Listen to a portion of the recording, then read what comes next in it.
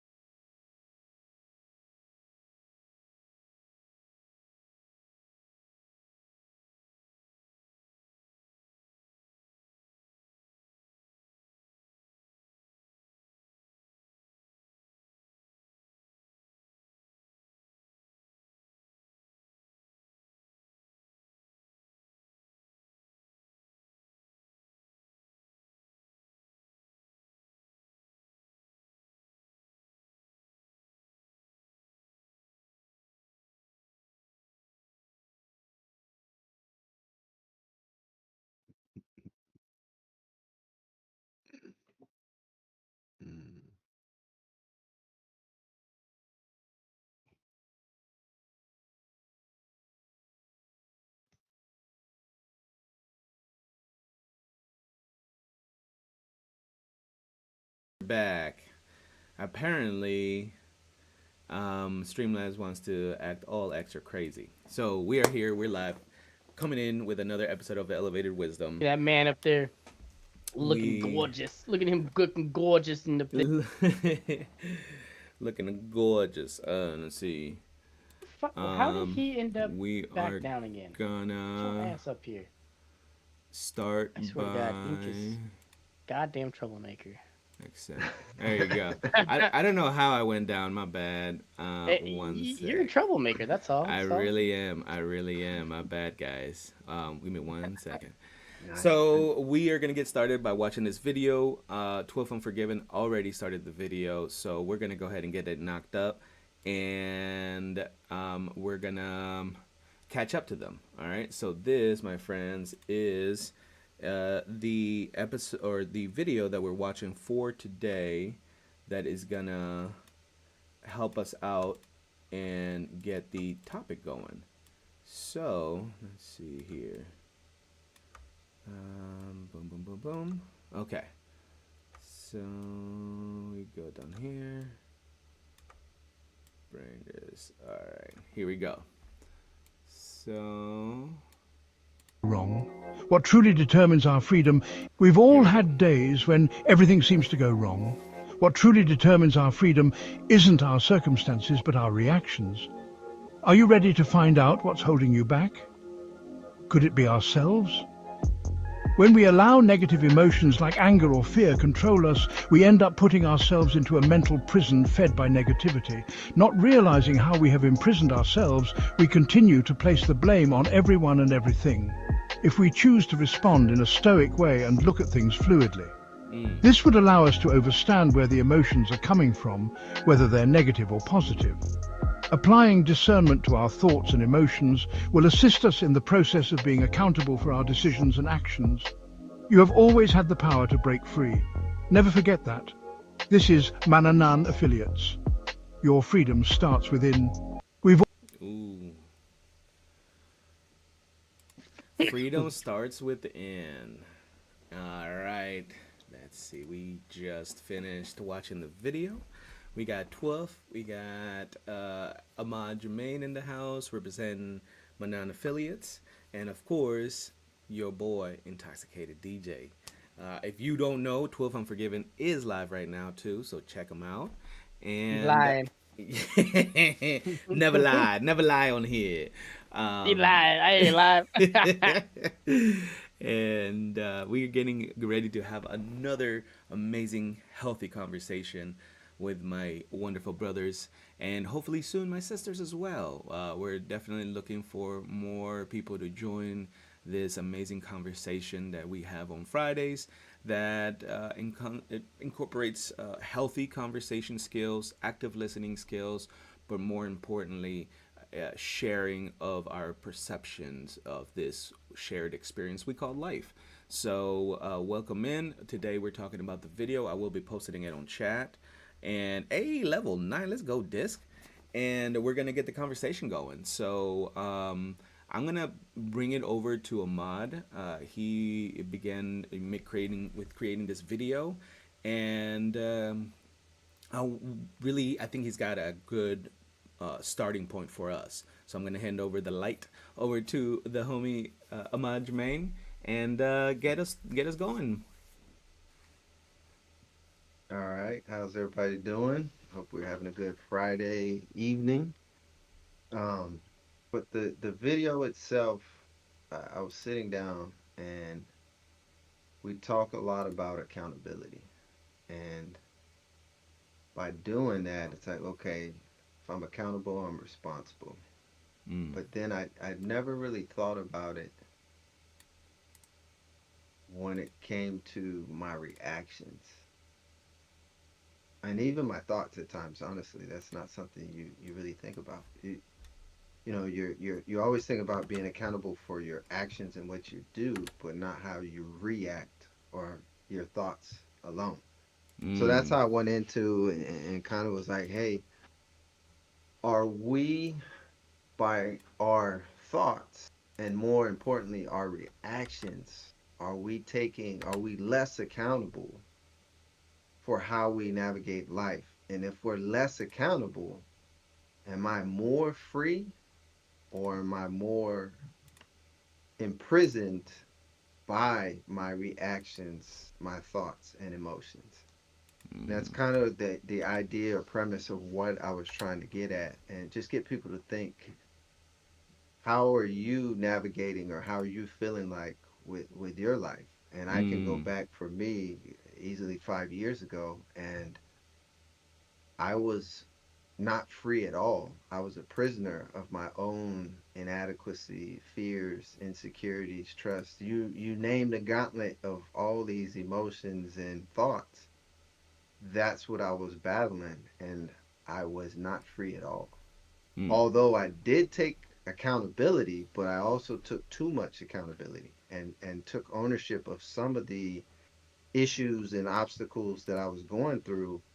I took it more upon myself instead of looking at it realistically, saying I played a part, but it wasn't solely me.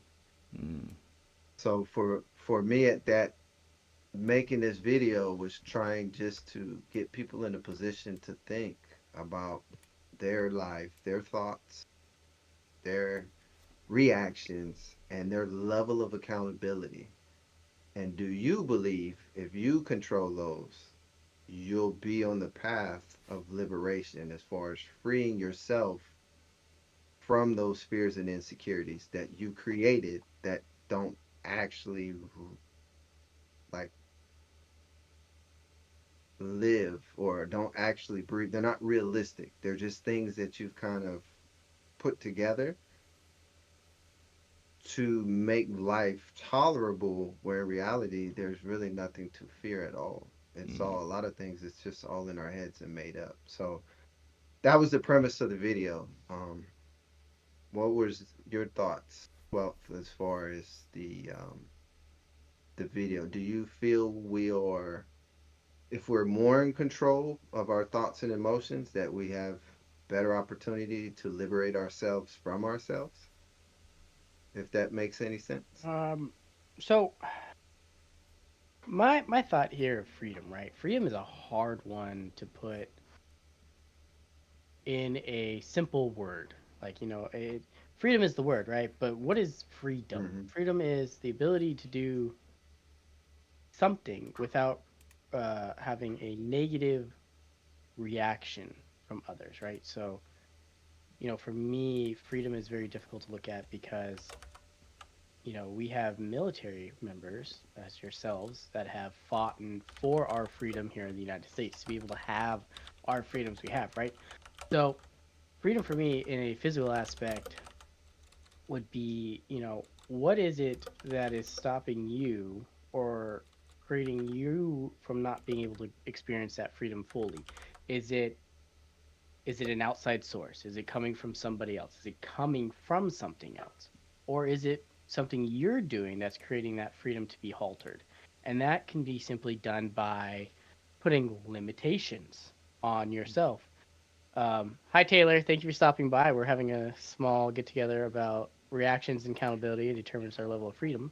Welcome in. Please feel free to partake in any questions or concerns you have. I will replay the video shortly if you did miss it. But back to what I was saying is so. Also, I can't hear you talking. Just some music. That might be because I was muted because I was coughing and I was trying not to blow out anyone's eardrums. So let me reiterate everything I just said. So this is a mod. He came up with this conversation today of determining our reactions and accountability into our to determine our level of freedoms. I will play a video that he came up with again, and feel free to partake in the conversation at any point in time. We love having other people involved, 100%. I also have Ink Intoxicated DJ. He's also a streamer over here, and I believe you are mod on YouTube, correct? Correct. Okay, yeah, he's over on the YouTube channel. I got to get those links from you so I can. I'll send them over to you. Yeah, definitely.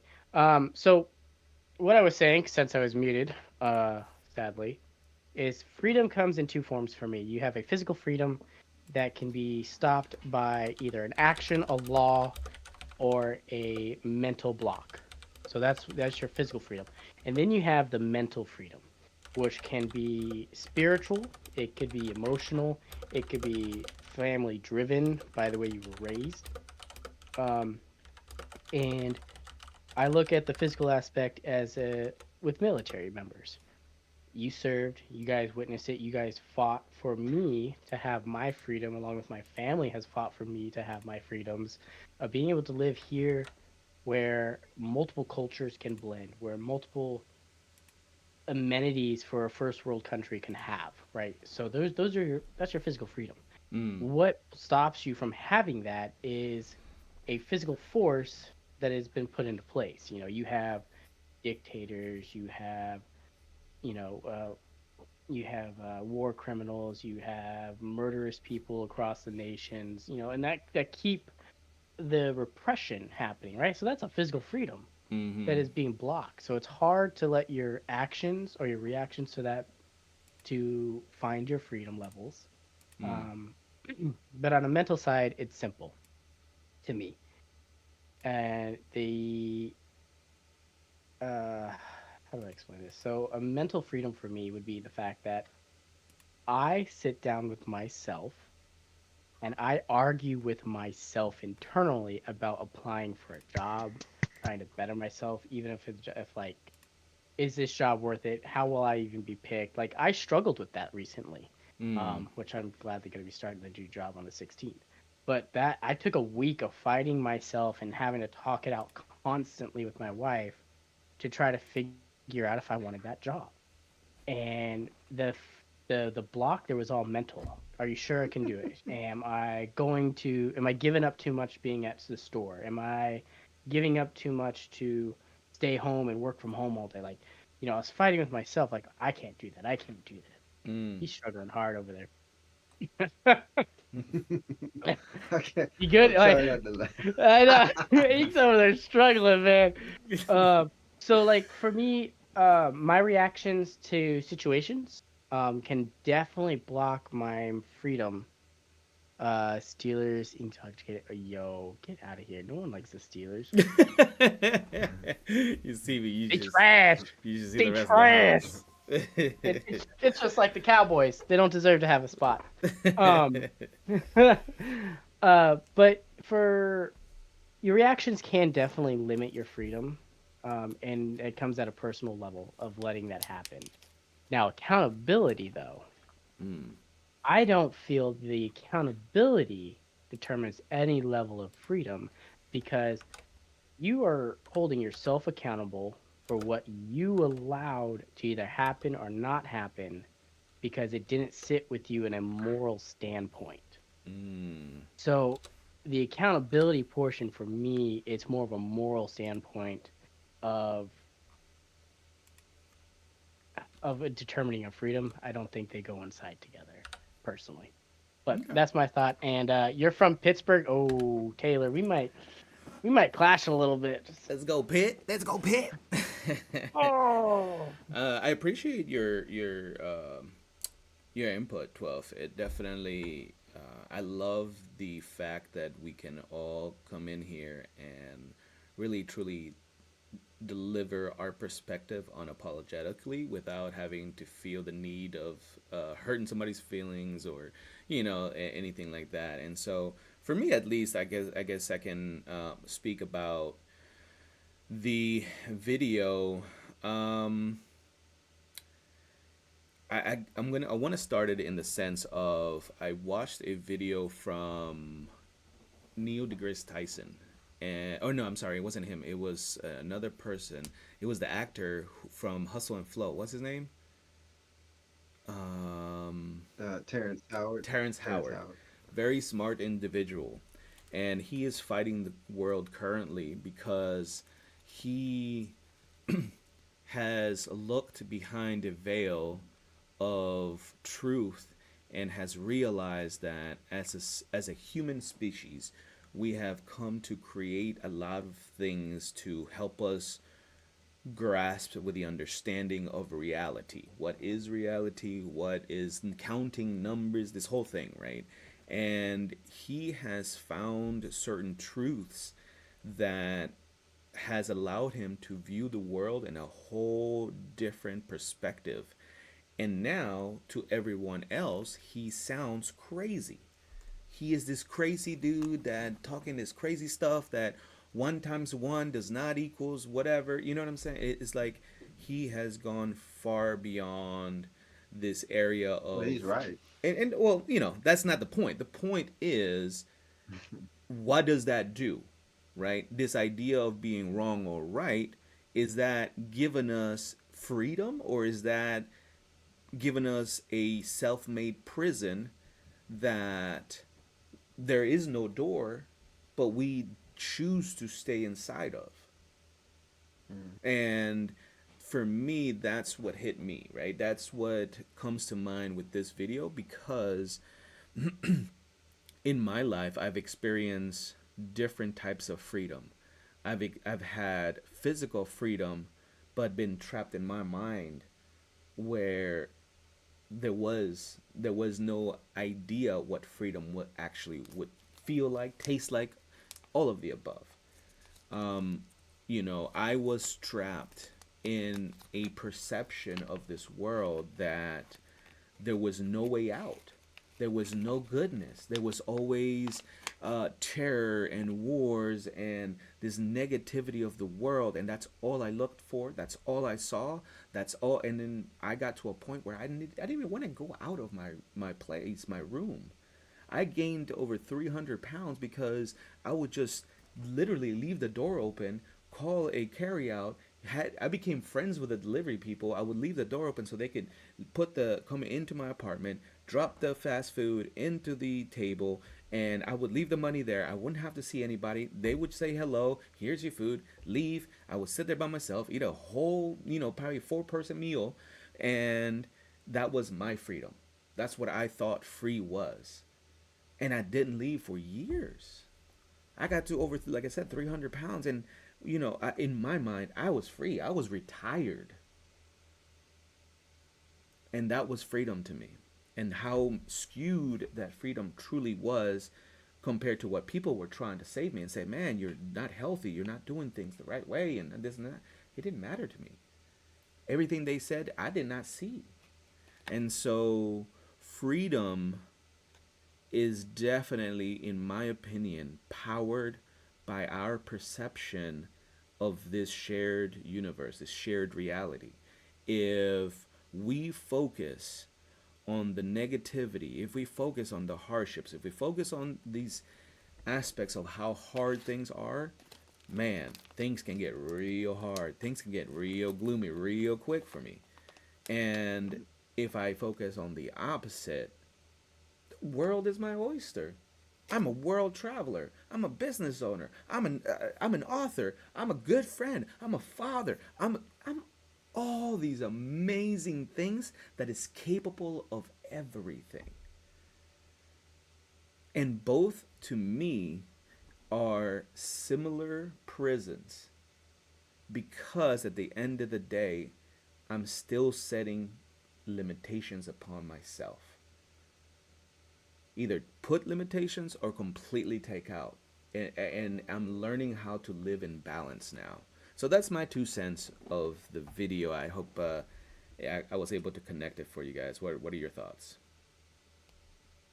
No, definitely. The beauty of this is there's no one set answer.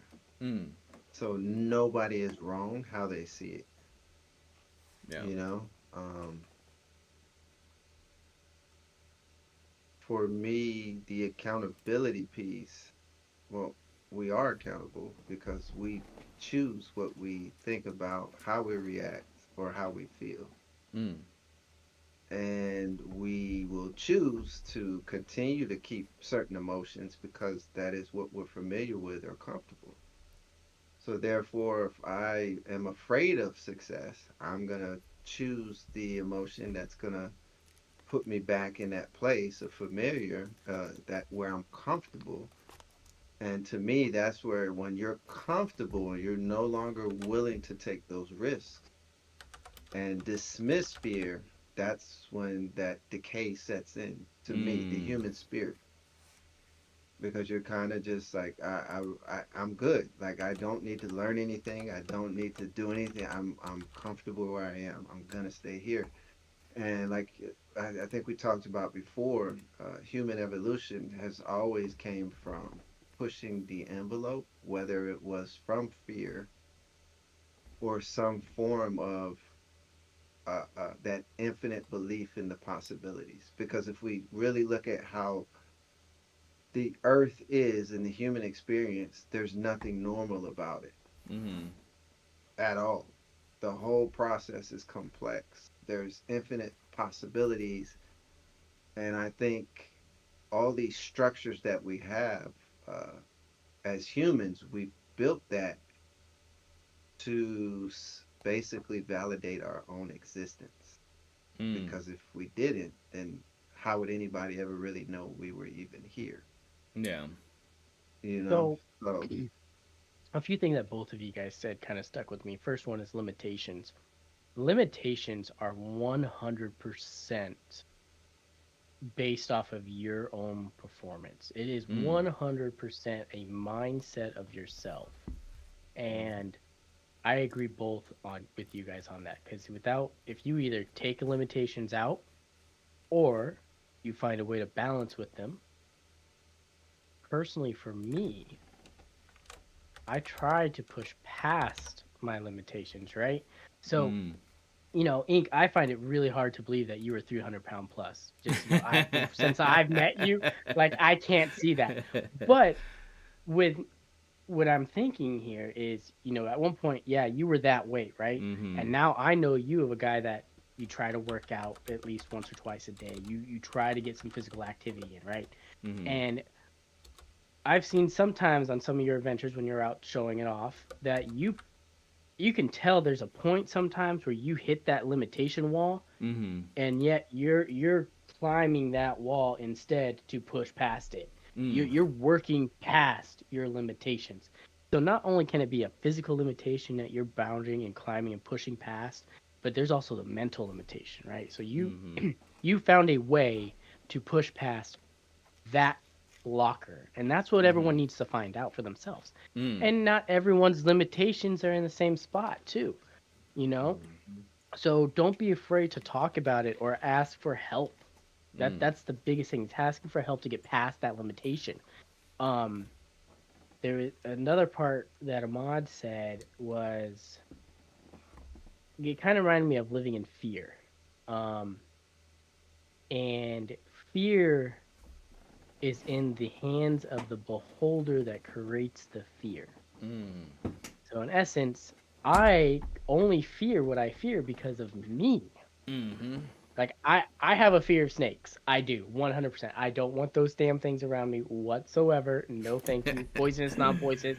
I don't care. I am not a fan of snakes. However, to push past that limitation after I had that accountant's, I researched, I learned, I expanded my brain on what is a snake. What does this creature have that I'm so afraid of?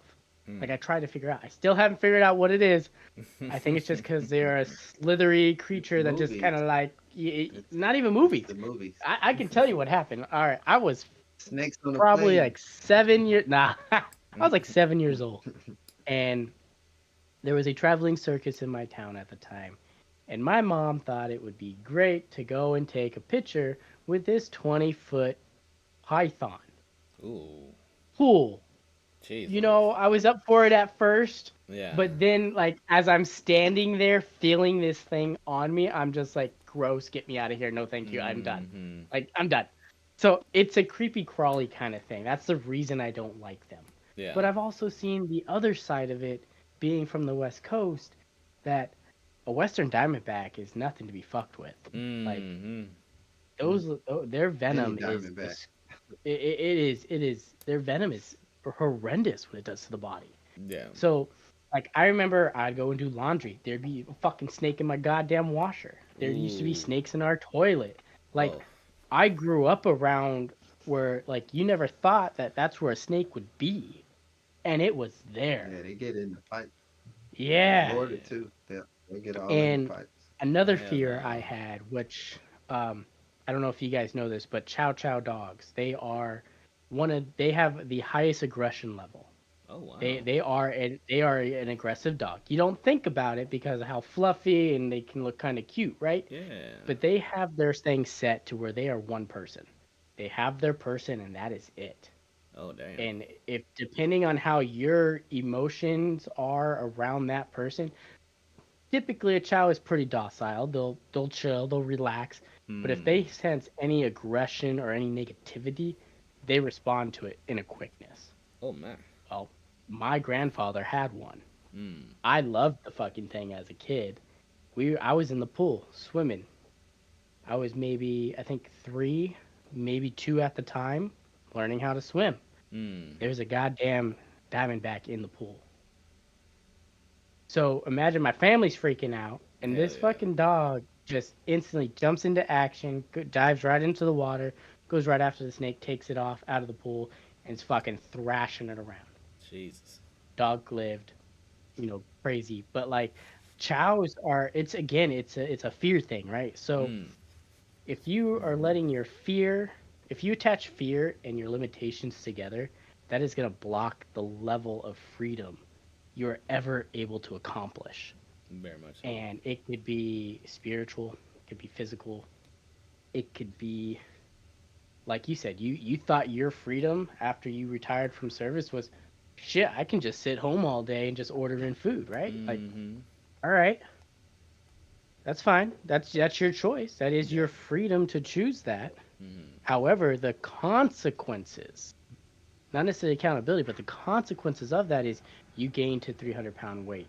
Your health was an issue. Your family and friends were concerned for you. Mhm. So I don't necessarily think it's an accountability attached to it, but it's definitely a consequence that can come back from having too much freedom and not finding a balance of your freedoms.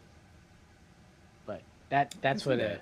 popped into me. And it's funny you say that the limitations because I've been watching Black Clover, if you guys have seen it, and one of the biggest phrases out of the entire show so far is push past your limits. Mm. And that's a constant reminder that it doesn't matter if you're royalty, it doesn't matter if you're rich, it doesn't matter if you're as poor as dirt.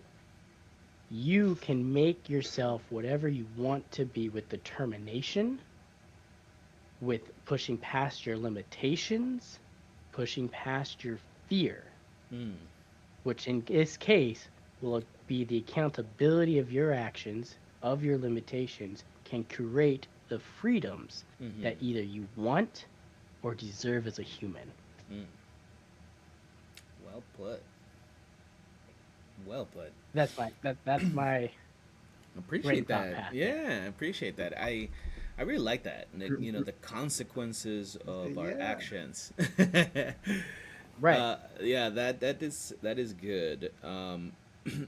I personally, right, I used to look for external validation to receive internal reward, Hmm. and I've later found out in my years that I've had to find motivation within myself for myself to truly help me push past those limitations that you were mentioning, Twelve, right? And that's really what it is. I used to say, "Oh, I'm gonna quit for my son," or "I'm gonna do this for my marriage. I'm gonna da da da da for da da da." It was always something for somebody else or something else outside of me, and then I was baffled on why it never worked, why I always came up short, why my heart wasn't truly into it. And I've now realized that, the intention behind the action has a really huge connect with the outcome or the consequences for our actions. And once I've realized that those fears are just thoughts to help me rationalize why I shouldn't do X thing. And what I mean by that is I also am afraid of snakes, crazy afraid of snakes and spiders, right? I see a spider, it's gotta die soon. And then, like you said, I started researching what's the spider, what does it do, what's its purpose? Does it like human skin? Is it gonna crawl up my butt when I'm sleeping? Like, what's going on here? Like, why do I really need to be this afraid? And as I researched, it's minor things that I'm afraid of, right? Visually, the way it moves, the way it, like when I've seen pictures up close and I've seen all that little hairs and then the little things and all that stuff, knowing that something that small, it's that crazy, is part of the fear. The way it feels on my skin, right? And then I stopped for a second and said, wait a minute, what I'm afraid of is exactly what life is experiencing, physical, emotional, and mental. What is this experience driving out of me? And I can look at it as fear, I can look at it as excitement, I can look at it in many different ways. And depending on what I choose to look at as, will have a consequence, like you said, 12, of an emotional response, which is that fear, that sweating, that shaking, nervousness, and all the other things that come from that. And when I understood that, slowly but surely limitations just dropped. Now, just because limitations drop doesn't mean that they drop forever. That's the craziest thing about the human body that I'm experiencing now, is the fact that although I learned a lesson right now, doesn't mean I'm gonna follow through it with it tomorrow. I have to practice that lesson daily to make it a habit, so I don't have to. It becomes as easy as breathing. So that is kind of thing with my fears. What about you, Manel, Ahmad? As far as the fears, Yeah. um, I mean, obviously they used to dictate a lot of how I perceived the world, how I interacted with it, and it was based off of prior experiences Mm. and prior programming from parents, friends, schools, anything that had any bit of a role. Could have even been a movie back then, the 80s movies, nerds and things like that. Like I didn't want to be a nerd, I Yeah. didn't want to be the smart guy. So so yeah, I could say for sure, a lot of the fears that I had, it was the fear of not fitting in, because again, I did not feel adequate. I did not feel that I was worth uh, people's time or love. Mm. So that's where I would overcompensate in certain areas And that's like, there's always a consequence. But when we sit down and we think things through, we use discernment, we kind of understand what that consequence may or may not be, right? We never do something not knowing what the possibilities are. I think at the end, we choose it not giving a care what the consequences are until we have to pay for them, right? Um, so for me, a lot of it was just I continued to make decisions that kept me safe Mm. and it kept me from disappointment. It kept me from growing. It kept me comfortable for the fear of, since I already felt that I wasn't adequate, it kept me in that space. Because now, once I do prove to myself I can do it in others, now what do I have? I have an expectation. Mm. And if there's an expectation, now what must I be? I must be responsible for the expectation, and now I must be accountable for the actions that I'm doing to get the end result of the task or whatever that expectation is. So yeah, it's all processes. It just shows you how all our different brains work and how our life's situations and tribulations have molded how we see it, interact, how our ego has came in and stepped in and kind of been the good guy or bad guy or whatever particular moment it needed to be. Mm. But yeah, fear for the most part has ran my life. And that's why this video to me was important because I started seeing that it truly is simple. If I'm self-aware, I regulate those emotions and I can change and counteract it. And now, if I choose the happiness and I am accountable for that happiness, knowing that it's coming from me, within me, regardless of what the situation may or may not be, that was the key because I'm no longer placing blame on, oh, well, the relationship didn't work because she did this. Oh, my coworkers don't like me because I do so good at work. They're just jealous. Whatever. I'm making up all these things of why things are how they are instead of just being happy with me. And if the other person views it that way, then so be it. That's on them to be miserable and see it how they want to see it. But I don't have to. Mm. So I'm now solely responsible for how I feel, see, react, and now lead and want to become, right? I'm now going to be that version of myself that I've been so afraid to be.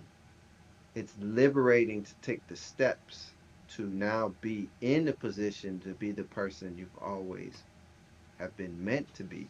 Mm. And now as you do it, you're fulfilling that purpose, that sense of belonging that you've always been looking for. And it's always been in you. You've just been afraid because you wanted to be accepted in society. You wanted people to like you. And a lot of times we wanted strangers to think of us and look at us a certain way when did it really matter if they did or didn't? No. Even your friends, Yeah. does it? No. Even your parents. I don't want to disappoint my parents.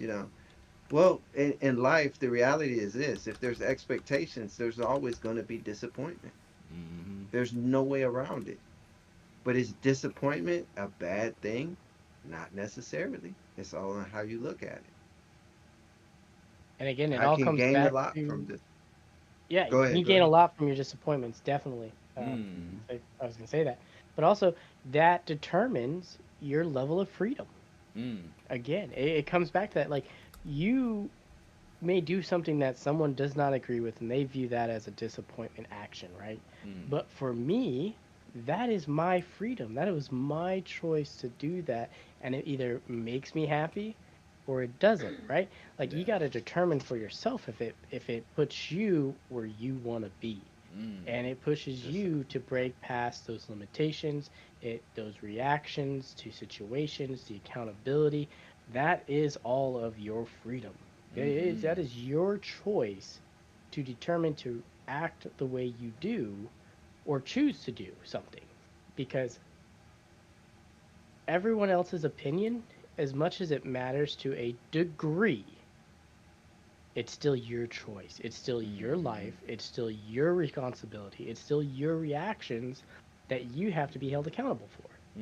So, you say that, and the first thing that popped in my head while you were saying accountability to some of the stuff you've done now, that reminds me, shit, next week, not only on top of do I have to start prepping for my new job, I got hot sauces that I need to finish because I'm already a week late because of this sickness. Those things were supposed to be live a week ago, and I haven't been able to because I've been sick. And the last thing I want to do is make a product, potentially contaminate that product, even though I'm not meaning to. Like, I take precautions. I wear masks. I wear gloves. I'm wearing sterile equipment. Like, I do everything I can to keep it, safe. Yeah. But being sick and still working with food products that I know I'm going to be going live with, that's my responsibility. That is my freedom choice. I'm choosing not to do that because I don't want to get someone sick. Now, the accountability and or consequences is that my business is now put on hold, but it's also affecting the people that I partnered with. Because they've been helping build up this great amp for it, but I fell short because of that.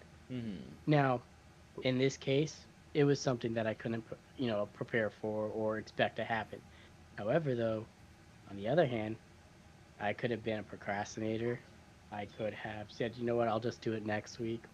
Or this is more important than that by playing video games. Like, there's other factors that could have turned it into a not so pleasant of a freedom level and or accountability level Very much. for what I chose to do, right? So, like, we all make those choices. I was a big procrastinator in school. I have no shame in it. I was like, Ahmad, I didn't want to be a fucking nerd. I didn't want to be the smart guy in the street and being picked on. No, I was the kid ditching classes, getting high behind school grounds, leaving school early, or, hanging out with the bad kids, doing stupid shit. However, at the same time, just like Ahmad, we chose after that, hey, I got to smarten up. Yeah. I need to do something to balance my life because I'm not in high school anymore. Like, in all of those actions that I did in high school, was it really benefiting me? But as a child, we don't see that. We don't think that. All we care about is popularity. So, all of everything we're saying, guys and girls, is that freedom is based off of your limitations that you allow yourself to have, and how you either react and or accept the accountability to those choices that you've made. And that is how you determine the level of your freedom. Amen. Yes, sir. I have a question for you, 12, since we're on it's a great place to pivot into speaking about what are some techniques that or things that we do to surpass the limitations that we've previously placed upon ourselves, or take us out of the self-made prison that we've created for ourselves. It seems like we've all had the opportunity to share that experience in our own unique ways. So what are some of the techniques, tools, practices that you have used yourself, Twilf? Shit. Well, I'm honest right now, right? I am struggling. Okay. The past couple of years, I've been struggling to push past my limitations. I don't know what it is necessarily yet, but in my past, I would say physical activities. So I was a scrawny kid in I graduated high school at 100 pounds. Like, that's yeah, exactly, right? Like, that's low. There ain't much weight there. Like, I was soaking wet, maybe 130. Like, I was throw me like a football down the field. So after high school, I got tired of being viewed as unattractive. Like I had that problem where I felt I was unattractive as a child or in my age at the time. And so, and in California, it seems like every person you walk past is either ripped, stacked muscle guy, or at the very least they're a lean, muscular, like they have the light build, body Mm-hmm. build, but they had that look, and those are the guys that had the girls. Mm. So, what did I do? I went to the gym. I got with a gym partner. Cool.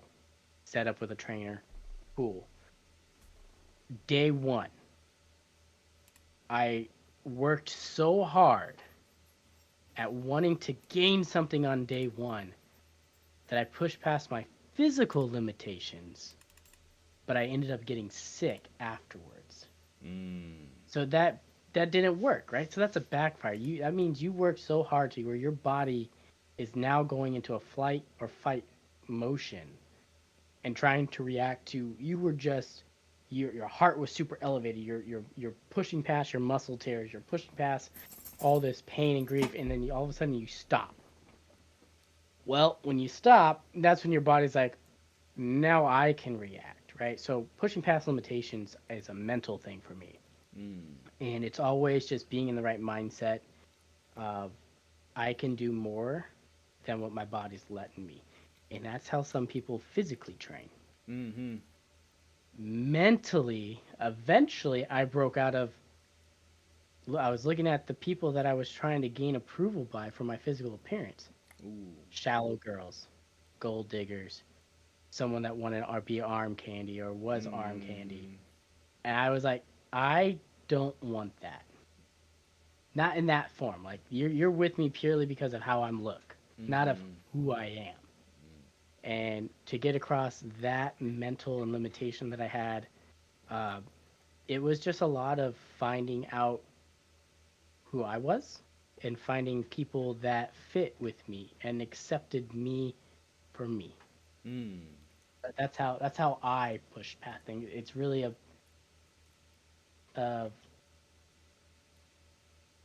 for men, and I'm not saying women can't do this, but it's very typical that they can't. Is sitting in silence and doing nothing. Right? We Yeah. can do that with no problem. Or we're sitting in silence and we're mentally thinking the entire time, trying to accept, push past, or we're meditating, we're doing something mentally to help us move that limitation block. We're always doing something, and if we're not doing something, that is us recovering. When we say we're not doing something or we're fine and I'm not thinking about anything, it's legitly we're not because we're letting our mind recuperate. Mm. At least for me. Nice. What about you, No, Ahmad? yeah, no, I think that's first I wanted to say before I pass the baton over to Ahmad. I wanted to say that this is why we're here, right? The time to be vulnerable at the same time brave enough to say what you just said, Twelve, right? In the sense of, hey, I know I was able to do this in the past, although I am currently still struggling with it. And it takes a lot of guts, it takes a lot of power to be honest in that sense. And without that honesty and power and braveness that you had, you we wouldn't find out what is available to you to help you through these rough times, right? You don't have to do all of it alone all the time. When the physical becomes a limitation, that is where I found out that those who we keep closest to us have the reserves for physical support. That is a lot easier sometimes than emotional or mental support. And so, with that, we are here to help one another, 12, and If there's something that we can do as your friends, we'll be happy to help you out. That means chatting, whatever it requires to help you through these times that, we all go through. We have the book. If you just give me your address, I'm more than happy to send you a copy and whatnot, both books. And at the end of the day, we just have each other too, So we're definitely here. And again, I wanted to applaud you for being vulnerable to say, put yourself out there like that.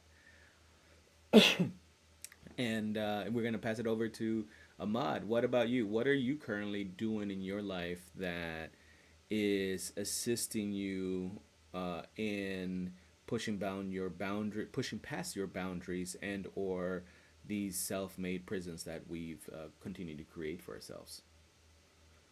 Um, First step was the mindfulness to look at the thoughts that I was actually having and regulate those. Worst Mm-hmm. case, best case, worst case, and most likely, right? Mm. So if a situation happens, what's the best?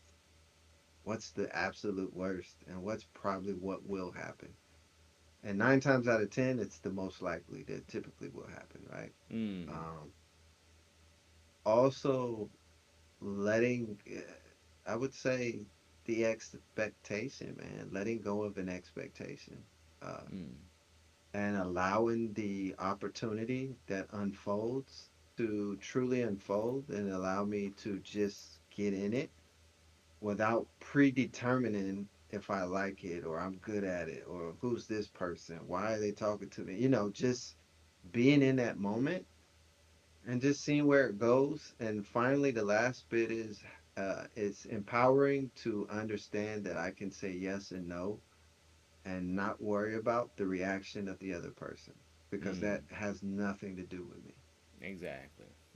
So if I know I'm in that, like, that's just something I'm not into, I'm sorry. I just don't want to do that. But you Mm. promised, you told me. I never said any of those things. And hey, you can go somewhere and figure that out. I don't have to because I'm not partaking in the shenanigans. Mm. The emotional manipulation stops here. Mm. I'm not playing the game. I'm not part of the circus. I didn't pay for the ticket. I'm gonna go over here and have my peace.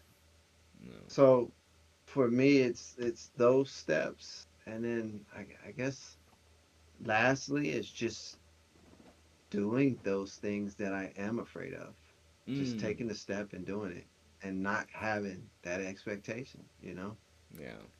It's just like, hey man, because we have no knowledge of how those things will or will not go.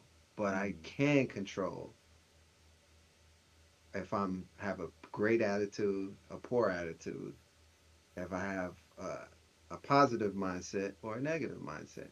That I know I can control. And it's empowering to be now at this level. And it's almost like playing that game Sims. Yeah. You know what I'm talking about? Where you're that. Mm. I mean, that's how I feel right now, where I'm at, where a lot of these things used to cripple me.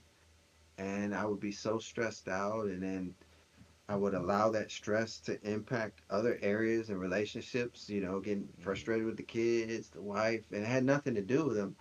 I was overstimulated. I was being too much pressure of trying to be perfect and taking accountability for everybody's actions, whether I was wrong or right. I just said, yeah, I'll take it. And I realize now that no, like I can put the boundaries up. I can tell someone no, I can choose to do it, and I can also have no expectation Mm. and relieve myself of those pressures of trying to be perfect, of trying to make it the best day of my life. And I guess the other part would be I have surrendered as far as trying to have control over almost every aspect of my life. Mm. Where before it was like, well, I'm going to talk to him, but I want to do it in this setting. I want to talk about this topic. If we don't have 10 viewers, I don't want to do it. Letting go of all those bits and pieces that I want to control and just being free, being in that moment and allowing everything to happen.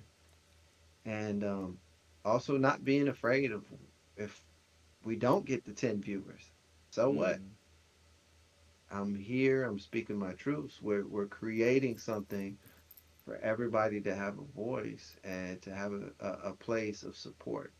Mm. Because we're different ages, we're different religions, different races, but at the end of the day, the human experience is the same, and we're all going through some form or another of something that we all can learn from each other, and we could all help each other. Mm.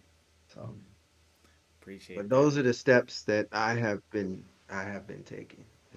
It's empowering to know that I can control. Yeah.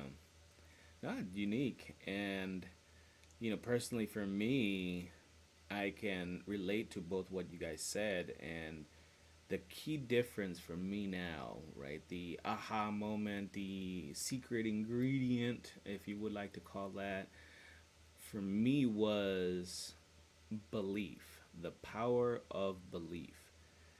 For the Yeah, longest faith. part, yeah, faith, indeed. The longest time I was faking it till I made it and never understood why all these techniques didn't work.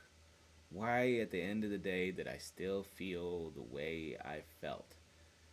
Well, it was because in my heart, in my mind, in my soul, I believed all that was bullshit and nothing was gonna change ever.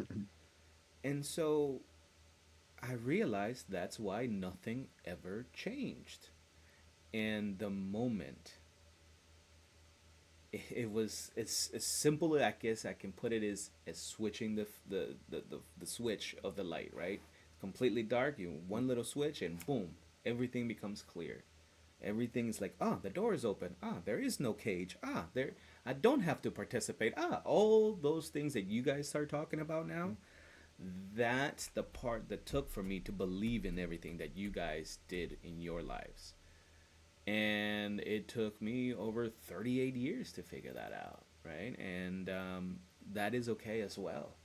That is something for me that helped me through that. And but yeah, I want to thank you guys for that. That was that's something that most of us, I think, the conversations are no longer partaking.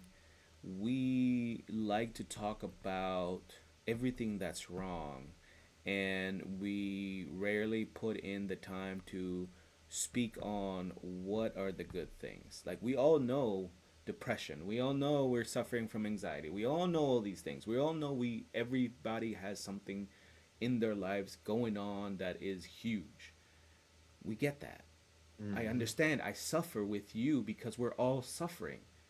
Let's change the conversation into healing, and that we change that energy. And so, because of you guys coming in here with the intention of healing, the intention of sharing knowledge and just being the best version of yourself for you, while enjoying the fact that it's helping other people, for me it's inspiring, and it helps me keep coming back each and every Friday, you guys. So thank you very, very much for being here and sharing your truths.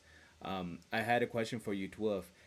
As you continue to grow, since you are the baby of the group, Giggity, you you what, Baby of the group. right?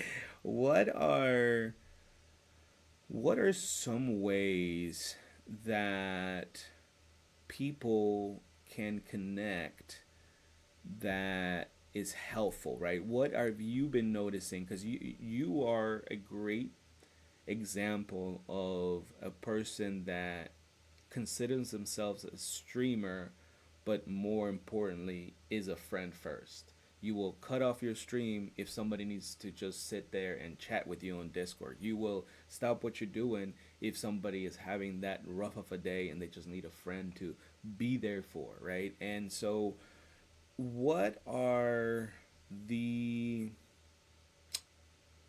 what are the things that others can do for people like ourselves who do that but have a hard time expressing when we need that, right? Like you said, now today Mm, you're going through a rough time, we're here. What is it? What could we do for people like yourself to feel more comfortable and saying, "Hey guys, been feeling this way, and I'm not too sure what to do. How can we, I'm saying, what can we do?" Type thing. Are you following? So, I could tell you well, his favorite. Well, no, so I was gonna say he always says it. Ask for help. Mm. that's number one. That is definitely number one. It's 100% of asking for help. Mm-hmm. But if you are struggling to ask for help, that I feel is the biggest thing. And I feel like that has become a more popular thing, not just amongst men, but Mm. amongst people in general. I agree. Um, because no one wants to be looked at as weak, right? Mm. And for me, the biggest thing to be able to get to the point of asking for help is to understand that you are not weak. Mm. Weakness is not a word that should be in anyone's vocabulary Mm. unless it is being used to determine something physical that you just simply cannot overcome. Mm. That could be the engine's too weak for my car. The Mm. the snow tire my tires are too weak to handle snow. Or that is the way we should be utilizing the word weak. Mm. It's something that's an inanimate object that just can't perform the way we need it to. That is a weakness. You asking for help is not a weakness. If you can get rid of that mindset of anything that can, you talking about your emotions, you asking for help, you speaking up for someone else, those are not weaknesses. Don't ever let one of those things stop you Mm. from being something greater, because not you can't be a great person, you can't be a great friend, you can't be something great in everyone's own terminology. Mm-hmm. Now, I'm not going to use the word term perfect because perfect is never achievable. It is an inachievable limit goal that we put on ourselves. But to be a great person, or to be a great friend, or to be a great help in general, it's you have to understand that to be that person, you're going to have your own things that are going to pull you down. That does not make you weak. 100%. Another thing of the way I do it, right? And as I've said before in previous talks, it comes down to your belief system, Mm. you know? And when you start to look at you narrow your mind into one belief section, you're putting blinders on. Mm. You're not accepting truly your belief. And I can speak to that because I have studied and or practiced multiple religions to where I have finally landed, right? Mm. And every religion, it breaks down to the simple five. Mm-hmm. Treat others the way you want to be treated. Keep human kindness in your heart. Do not trespass on someone else's livelihood or belief. Mm. Acceptance is key. And resolution. You handle those five things out of your beliefs or religion practices, because they all break down to that no matter how you read it, and you understand that that is the core to what is being preached in your belief, Mm. your eyes will be opened uncontrollably. You're going to view things so different because it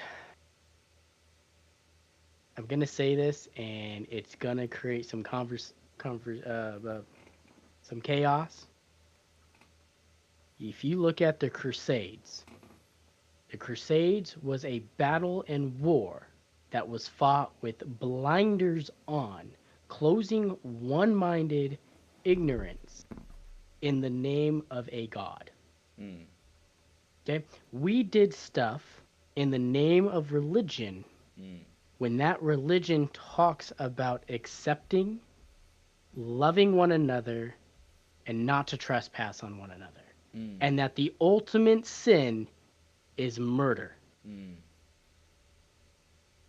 Sorry, The Crusades are a strict thing that took place, and we did that in that belief style, and we accepted it because we said we were doing it in the name of our God. Mm. You look at it nowadays, what is it called? It's called a Holocaust. We witnessed and I called would that say when it it's happened.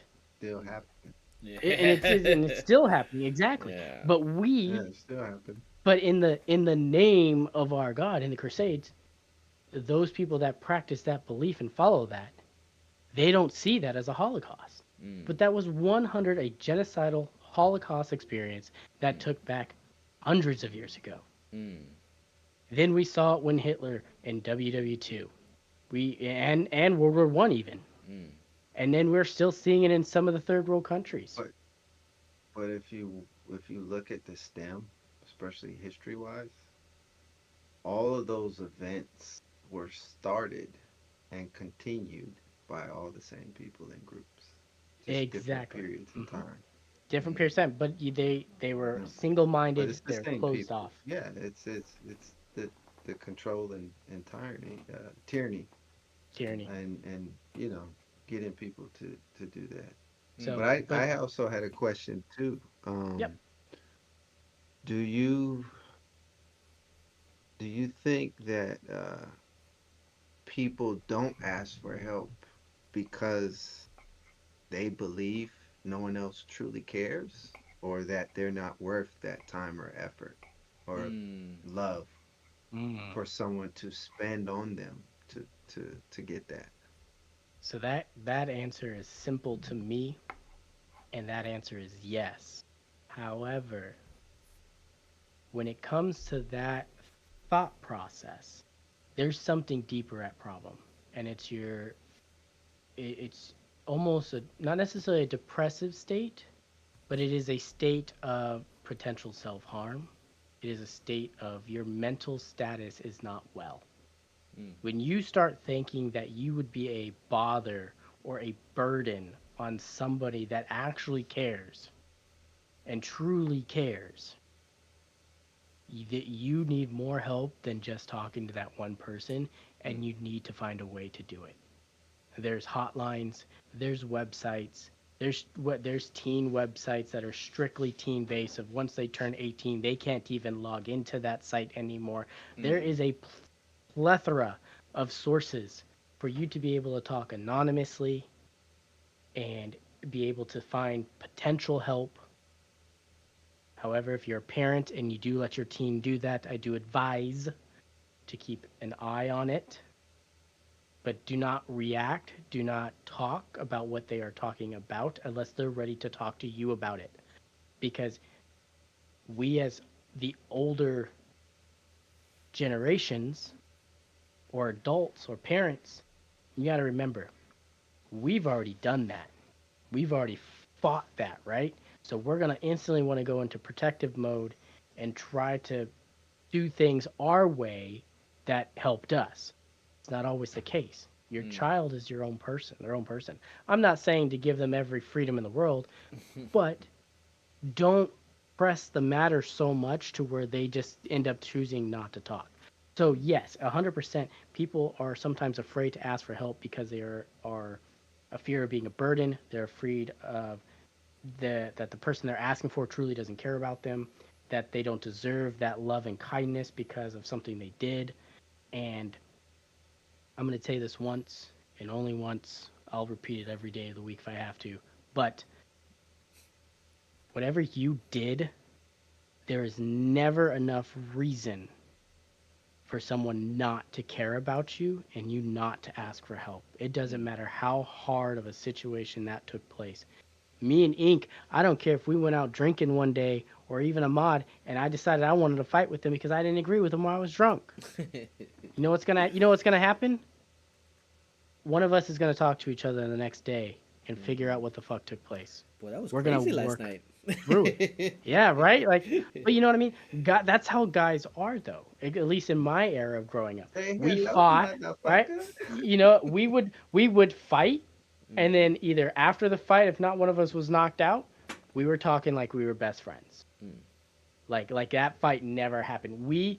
Granted, fighting is not the solution, at every moment in time. Yeah. However, it's the concept of you just got to control the situation. Mm. If you are in a disagreement, talk about it, keep an open mind. And it is really hard for people to keep an open mind, especially when it comes to an emotional state of asking for help. And I agree. I can tell you for a fact, Yeah. I went to therapy. I had a psychologist. I was on a teen chat site in my younger years. I met some really great people because of it, and I am still in contact with them as an adult. Nice. And one of them lives in Germany, and I'm sorry, she lives in Austria now.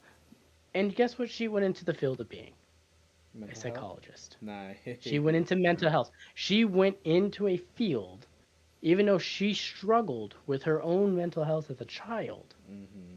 She overcame it by talking to people and asking for help Mm. and working through it. And now she is that person. And I couldn't be more proud to Heck be able yeah. to call that person a friend. Even though I've never physically met her Mm. in our entire friendship, I could not be prouder than her. That's awesome. Like, and you got to break the mindset of being weak. You got to make the mindset of you're a burden, because you are not. I will, like Ink said, he's mentioned it several times. I've mentioned it several times. I will stop everything and go and talk to you. I will stop everything to just go play some games with you. I mean, there's nothing simpler Mm. than just having a standard human conversation with no pressure to talk about what's wrong. And that's the biggest thing too. You can be there for someone and you don't even realize it because you're just having a true, simple conversation with them. That conversation can mean the world to them in that moment, Life changing. in their moment of weakness. Mm. And, you know, So, what would your response be, DJ? Um, Do I need to I repeat the question? no. I agree with 12. You know, it's easy for me to ask 12 like, hey man, you know I'm here. Like if you're feeling bad, why don't you hit me up? At the same time, I can understand why he won't hit me up, but at the same time, I can understand why I wouldn't hit him up if I'm struggling, if that makes sense. And he described why, right? All those different things. And so I think for me, another interesting portion of it is um, this idea of what needs to be will be, so I don't need to put extra energy. Meaning, if people want to show up and listen to what we have to say, they're going to show up. They know we're here. You know, the alarms go off, the emails go out saying Intoxicated DJ's going out. The title is on there, Elevated Wisdom. You know what I mean? We're on different platforms. So it's like, why do I want to make that extra step and say, hey guys, I'm going live, come and check me out, right? You should know. But for me, that's that fear. Like that fear turns into expectations, and expectations then lead to disappointments and resentments. And all that is internal and all me. And that's usually why I don't reach out to folks. Now, I saying that, I am learning how to fight that. I'm learning to utilize tools for me to surpass those mental thoughts and get out the emotional response that those mental thoughts bring and just go with the action of doing it. And that's usually, you know, hitting you up, Ahmad, getting on stream, talking to Twuv, gaming with Snippin. You know, like those are the things that I do to help me. Because once I start chatting it with you guys or gaming with you guys or whatever it is, that those thoughts of no, I'm a burden, oh no, go completely away, because all the evidence of how much camaraderie there is, how much love there is, all those stuff becomes over evident over the fact that I am a burden. Oh, they don't want to hear my sorrows. Oh, they're going through something, so they don't need to hear my shit. All that shit goes out the window because there's plenty of evidence that those thoughts are just bullshit. and that's kind of for me, man. What about you? Both both solid answers. No, I agree with both of you. I mean, I can only speak for when I was going through that. It also came down to a level of trust with certain people, certain friends, um, that I could possibly be a little more vulnerable with. But it also came to a point where I had to let go of the ego because Mm. that kind of got in the way several times on several conversations initially because since I'm upset, my feelings are off.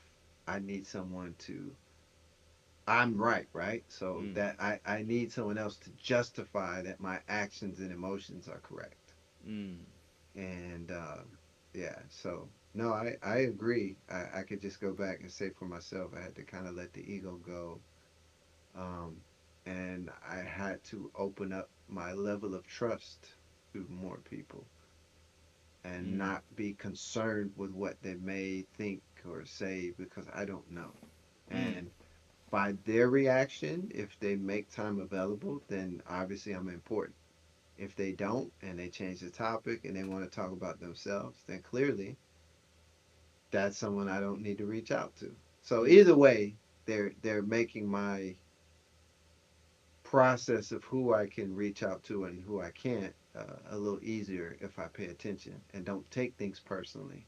They may just be uncomfortable because they don't want to be responsible by giving you advice. You know, well, you Mm. told me I had to do this. So there's many reasons, but yeah, I agree with you guys. Yeah, and it's you know, for the people that when you start, you reach out to them and you're asking for help or trying to talk about how you're feeling, and they turn the subject around to them. That's simple, in my opinion, that they are just not worth your time. Mm. So if they come back to you, you can make a mental choice of either A, you're there for them, or B, you're not. Mm. And Yeah. sometimes you got to understand, like, I understand no one wants to be a bad person, right? No one wants to feel like they're not being helpful to someone in a way. If the, you know, Hmm. sometimes that could be a burden, right? Mm. But at the same time, you can only handle so much, right? Like you can only take on so much. If you're already struggling and then you want to be a good person and still listen to someone, you're taking on Hmm. extra emotional stress just to be that good friend to them. And if they don't reciprocate it back to you, then all you did was save one person but hurt yourself in the process. And if you can't figure a way out to let that go and just still focus on your own stress, like don't take you can't show love if you can't love yourself. If Mm. you can't take care of yourself, you can't take care of others. Mm. And that's how you gotta sometimes look at it, and that can be rude and it can be hurtful. But if you're not in a good place to be able to help yourself, you're definitely not in a good place to help others. Mm. And you gotta know your boundaries. And Amen. it's hard. It's a learning curve. It can be painful. But in the end, you're going to become a stronger person. Mm-hmm. That person that helped you is going to become a stronger person. You're going to build that friendship trust, like Ahmad was saying, of who you know you can talk to. Mm-hmm. And you're going to know that they're either going to be honest with you from, hey, look, I can't help mentally with you, but we can sit here together and you can just rattle off whatever you need to. Mm. Right? Sometimes it's just sitting there and just listening and not actually responding, not giving your 2 cents. And I can tell you that is probably one of the hardest things that I struggle with Mm. because I will give advice to somebody and I will give you that same advice twice if you come back to me with that same goddamn problem. Mm-hmm. However, the second time you come back to me and you didn't take a lick of the advice I gave you, and I realize that, I'll give you one more time. That third time, you still didn't follow or even attempt any portion of the advice I gave you, we're done. Mm. I'm not, you know what Okay, I but mean? I'm gonna ask you a question. Did you provide the advice or the person asked for it? That's the first thing I ask. So that is a very good question. And for me, I ask it. I always go with, after they're done venting or they're done talking, I go, do Yeah. you want my 2 cents? Mm. Because sometimes they don't, and that's fine. And I'm like, Yeah. okay, I won't say anything then. I'm sorry you're feeling this way. I wish there was more I could do. Like, I changed my tone. But if they say, yeah, what would you do? If those words come up multiple times in the conversation, I'm gonna tell you. And if you ask it again the next time you come to me, and you ask it again on the third time because so and so did whatever, Mm. listen, you've made that bed and you have lied in it. I've given you my advice 3 times, and you've ignored any part of it. And I'm not saying you have to do it to the T, right? Mm. Like, but at least attempt to take something of that and try to change it for yourself is my point. Mm. Or maybe they feel obligated though because it's an exchange, right? So if you're Sometimes. allowing me to vent, and I feel obligated to ask you, what would you do? Knowing damn well I'm still gonna do what I want because this is how it works. So Remember, if that I want to be a victim, I'm gonna ask you, but I'm still gonna do what I want to continue to be the victim to come back and ask you again. That's the cycle. That's that for right. real. Woe Mm. is me. I need help. I need help. Yeah, the The crack boy of who called wolf, right? That's the yeah. Right. boy who called wolf. That's a great example. But that's why I only give you twice. On that No. third time you come Yeah, back to me with that same problem, at that point I'm just hurting myself mentally. Mm. I'm just wasting my breath. yeah. And that's Now, fine. do you treat them differently, or do you just now refuse to give back or give the advice? Because that's something that I I struggled with as well myself. I will listen to a point. Mm. But I have told some people that have come back to me 4 or 5 times after my last advice that I given them, and they've complained about the same thing. And I said, look, I'm done. I'm done hearing about it. Yeah. You're Same. complaining about the same thing, whether it's my advice, someone else's advice, a personal Mm. advice. You have not chosen to change that Mm-hmm. outcome, and you have had that outcome 7 times. I'm done hearing about it. Mm-hmm. Like, I will be there and support you. Yeah. I will come and hang out with you, but I don't want you to sit there and bitch about yo mama took your Xbox away as a poor example. But you know what I mean? Like, Yeah. if Yeah. you're not willing to change for yourself, but you keep coming back asking for advice, you're stuck in that victim cycle. And I can only do so much to help you get out of that victim cycle if you don't even want to attempt to save yourself. Mm. So sometimes I won't even give the advice anymore. Sometimes I tell them I'm done hearing about it because they choose to stay in that Yeah. situation, and it's harsh. And I will be that harsh person because sometimes when you are harsh or hurtful Correct. or so direct about the matter, Mm. sometimes that is what that person needed. Yeah. And next thing you know, they come back. I needed that. Yeah. Thank you. Thank you. Like, you know what I mean? But Yeah. see, I would say 9 times out of 10, we all need the directness because we already know. We What we need just to want to do. continue to lie. We want somebody Yeah, to we lie to want us to too. continue to lie. Yeah. But Yeah. now when someone else can see through the lie and they're telling us, nah, bro, you full of shit. You have to be like, nah, they right, they're right. Okay, you're right, you're right.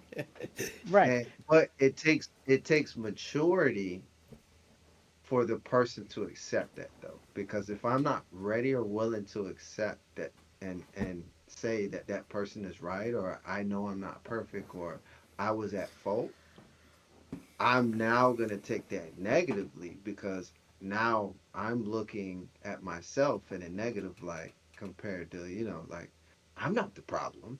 I I Mm-hmm. she started it by doing this, and it's like, well, nah, not necessarily, because if you look at these three situations, you're the common denominator. So you are the problem, but it may not be how you're talking, it may be how you're interacting. But either Mm-hmm. way, it's something to do with you. And Mm. most people don't want to hear that they're not top shit, Mm-hmm. that their shit don't, that their shit That doesn't shit don't stink. When stink. in reality, it, everybody's does. That's just what it is. And we have to be okay with that. I'm not perfect. My shit doesn't stink. And that's where that maturity, that gratitude, that, and most importantly, I would say the humility to know that I'm in a position to grow, and I have to be open to hear other people's thoughts about me and opinions, Mm. because that will give me a better insight in myself, and I can now reflect off how they see me, how I see myself, how I saw the situation, to now give me a better perspective of who I am, how these people view me, but also how am I communicating and interacting in a world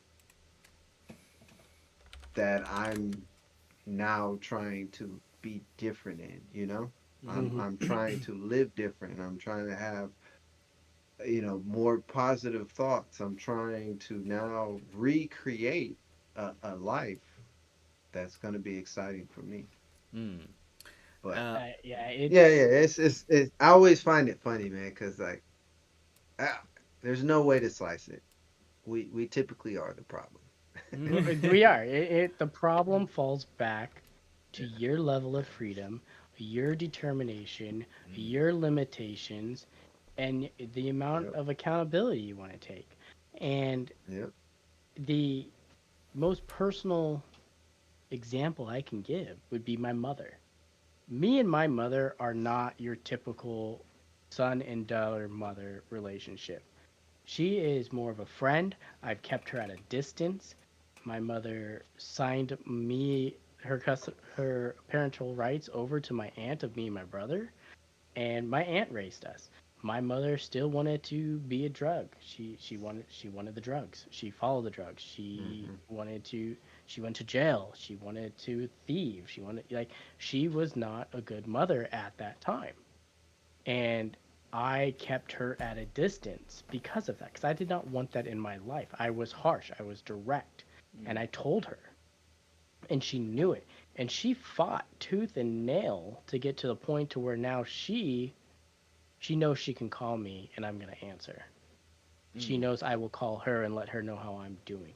It is now to the point of a true mother and son relationship, but for a good 12 years, that was not there. I did not allow it. I told her she was fucking up. I told her to her face that she was fucking up. I told her to the face that I didn't want her to be around me, that I didn't want her to meet any of my girlfriends, that I didn't want her to meet any of my friends.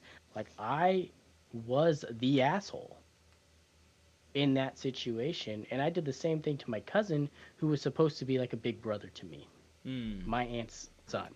He did the same thing. He was a partier. He would go, not he has, not to speak ill of the man, he's changed his life, but at the Mm. time he had 4 or 5 kids from 4 or 5 different moms, Mm. and then went to jail, and then and then he would treat me like dog shit, like I was his built-in babysitter. And Mm. at some point, when he kept saying that he apologized and apologized when he got clean, or because he was in prison or jail, and he was like, I fucked up, and he realized some of it. But as soon as he got out, he did the same shit. Mm. And I think that's why I have that mentality of the 3 strike rule. If you come back to me with the third strike and you didn't attempt, I'm just going to be an asshole to you about the matter.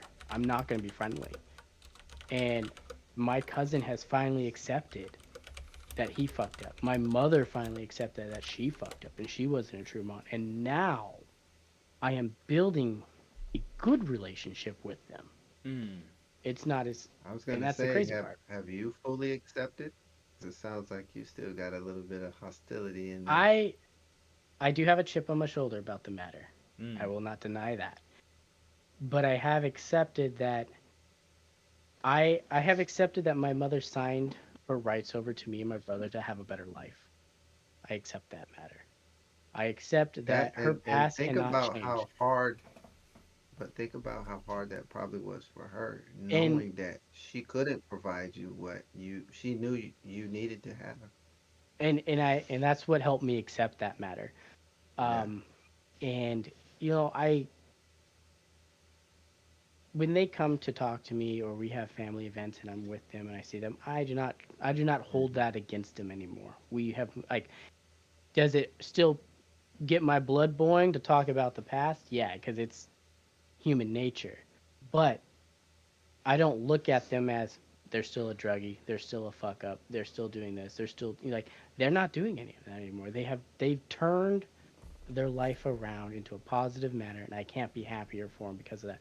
My mother, she has bought 2 plots of land since she's moved and had changed her life around. My brother is now moving in with her, and she's being an actual mother to him, and I'm a little jealous of it, but I'm happy to see it. Like, he's getting to have a mother-son relationship, and she's being a mother, and it makes me happy to see that she's finally made it to that point. My cousin, he finally settled down and got married. He has a good family. He's actually trying to take care of his kids. He's being there. He's showing up to the volleyball games. He's showing up to the parent teacher conferences. He's staying clean. He's doing what he has to take care of his family now. And as little as some of those things are, they mean a lot to a child. And that because of those experiences, I had a child. Yeah, it still boils my blood to just like, I was fucking 13, 15 years old, and I'm realizing how much you're fucking up. How can you not when you're the adult? Like, that's what pisses me off. It's not that they did those things. It's I was the adult technically in that situation. And that's what irks me. And it took them so long to realize and accept it and apologize for it. And I've accepted their apologies. I'm moving past it with them. We're growing a relationship. Yeah. And talking about the past though, it gets me heated. Like, I'm not gonna lie. My past, it's everybody, my friend. It's everybody. But it's the same thing as like that's why I give you that 3 strike. Yeah. And oh, go ahead. No, it's just you fuck up so many times. I got to be direct. I got to be an asshole, and I prefer you to be direct with me. That's how I am. I'm gonna just mention that you're not the only one. Immortal is here in the chat, and he said he's similar in that sense. And for him, he is being told that he is too honest for his own good, which ended up causing negative reactions or circumstances towards the end, right? In which what we were talking about, when we're direct, they could lead to, oh, I can't believe you would say that. Oh, I thought we were friends. Oh, yeah, they're all doing you a favor, man. They're all doing you a favor. Exactly. And no, it's a great time here to pause, and I agree with everything that's said. As a person who has made a mistake, as a person who has once upon a time wished they were forgiving for making a conscious dumb decision, it's hard for me to give a person or a single person only one chance, right? And that's something that I enjoy hearing you say, 12, that you give them more than one, but you give yourself a limit of no more than 3, right? Or no more than 2. On the third time, you're bringing that hard hammer down, right? And that is important for me because that was something with that I struggled, right? I wanted to keep people accountable for their actions. At the same time, I want to be forgiven and understood that I'm a human being and I make mistakes. And just because I made one mistake doesn't mean that mistake defines me. And so if I would want that from others, why can I not have that tolerance for them? Which then changed my perception into that. And I'm glad that you guys really brought a light into that, right? And, as far as most of us share, like also Immortal had shared here in the chat, that most of us have some issues within our own family. That for me, I never understood why most of us had issues or have issues with our families. And I come to the realization for me has been always expectations. Because they are family, they're not supposed to hurt me. Because they have the same quote-unquote blood, they're not supposed to lie to me. Because they gave birth to me, they're supposed to fill in the blank, right? And those supposed to's, because their family left little room for my family to be human beings. And without that room and understanding for me, I held on to this anger that you're speaking on, 12, towards my own father, or my own biological, family. I'm adopted. My both of my biological parents are gone. I had to tell my biological father, like, dude, forget about me. Like, we're cool, but just forget about me. Like, go hang out with your kids, be a father to your kids. The time for us to play that game, it's over. And Right. it felt good to finally say it. And then not even a few months back, he's dead on my birthday. And now I'm like, I wish I would have just talked to the man a little bit more. I wish I would have just, and so for me is the idea of being open-minded, being aware, ensuring that taking care of myself, like Twilf was saying, of putting in the, limitations, so how much somebody's gonna do something to you, and also like what Ahmad has been sharing about being open-minded and looking at it in different perspectives of each situation could be a little different if we just shift our perceptions. And so thank you very much for everybody who's been participating in the chat. Twilf and Ahmad, we're getting in the hour and a half, so I just want to check in with you guys, how you're feeling. Do you have anything to do? I don't want to take too much of your day. Personally, for me, I'm fine. Some of the stuff that I'm going to be doing later on isn't going to be hurt if we continue talking. So, as long as I'm Sounds good. cleared up by 9 o'clock, I'm good. All right. I think Ahmad, you're the one with Yeah. the different time zones. So that's up to you, bud. Yeah, Yeah. this starting to creep up on me. Well, what you had a good point, DJ, as far as like you were saying, the expectations. Mm. I think also too, we tend to take things a lot more personally than they should be, especially coming from family, or not even, I wouldn't even say family. When it comes from somebody we admire, care, or love, Mm-hmm. we end up taking things a lot more personally than they should be. Mm. And when we do make those mistakes, we say we want forgiveness from the other person, but we never forgive ourselves. Mm. You Sure. know, so it's funny because we want them to forgive us, but then we continue to beat ourselves up over it, and then by beating ourselves up, we don't feel worthy of the love that's already there. So now we're pushing that person away because we feel we don't deserve them or the situation. Vice versa.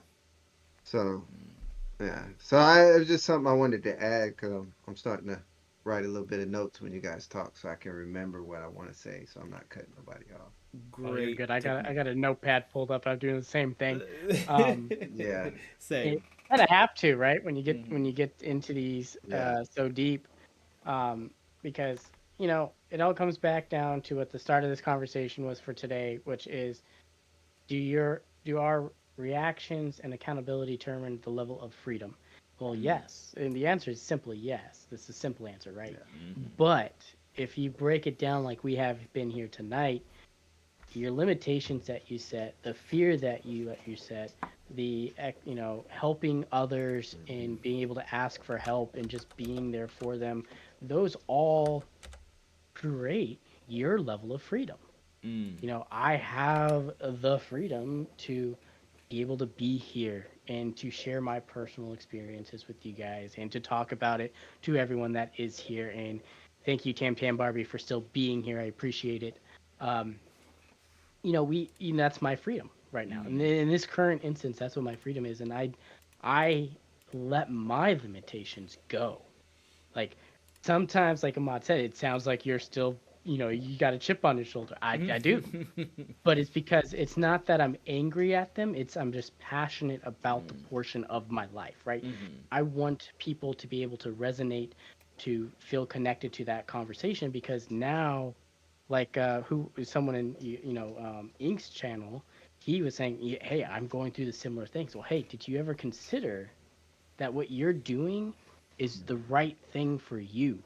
Ignore what they're saying. I don't care if they're family or not. Like Mod said, we tend to take it personal because we get heated, we get passionate about the situation.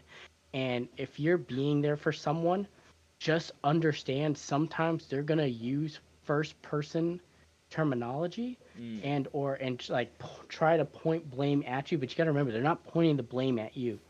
You're just there, and it's easier sometimes to say you and I, or instead of they and them, sometimes when they're trying to express their feelings of what's going on and what they're going through. So just keep that in the back of your mind that they may not be talking about you, but they're using you to be able to communicate, because sometimes it's easier for them to be able to talk about what they're trying to say than saying the person's name or accepting it's their fault. So when you hear that, just understand that now that's the point where you, like Ahmad said earlier, do you ask or do I just give that advice? No, that's where I ask. I ask, do you want my advice? And sometimes my advice is very direct, though, and I'm a very direct person. Now, if I know you've been bawling your eyes out for the past 3 hours while we're talking, I might tiptoe around the bush a little bit, like I might be a little gentle with my words. But for the most part, I'm going to say, look, this is how I see it, and this is what I think you should try. Take it as it is. This is from my experience. Take it how it is. Learn from each other's experiences, because the experiences are what connect us on a human nature, and that's what we are. We are nothing but humans. We have our faults. There is no such thing as perfect. There is no such thing as the right way to accomplish any mental health, any limitations, any physical limitations. There is no right way to do something. However, when it comes to physical limitations, I'm not telling you to go break the law because you want to be a millionaire. No. If there's something stopping you from achieving the abs you want, or being able to purchase the car you want, or being able to purchase a house, those are physical limitations that you can change. You can work towards it. You can strive to it. You can buckle down and do what you need to do. Thank you for sharing. To achieve that, right?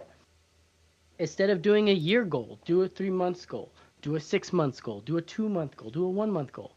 However, if you do a 1 month goal, I'm going to guarantee you will almost 99% of the time fail. And the reason why is it takes 60 days for the human mind to accept and break old and new habits. The first 60 days is you breaking the habit. The first 30 days are you breaking the habit.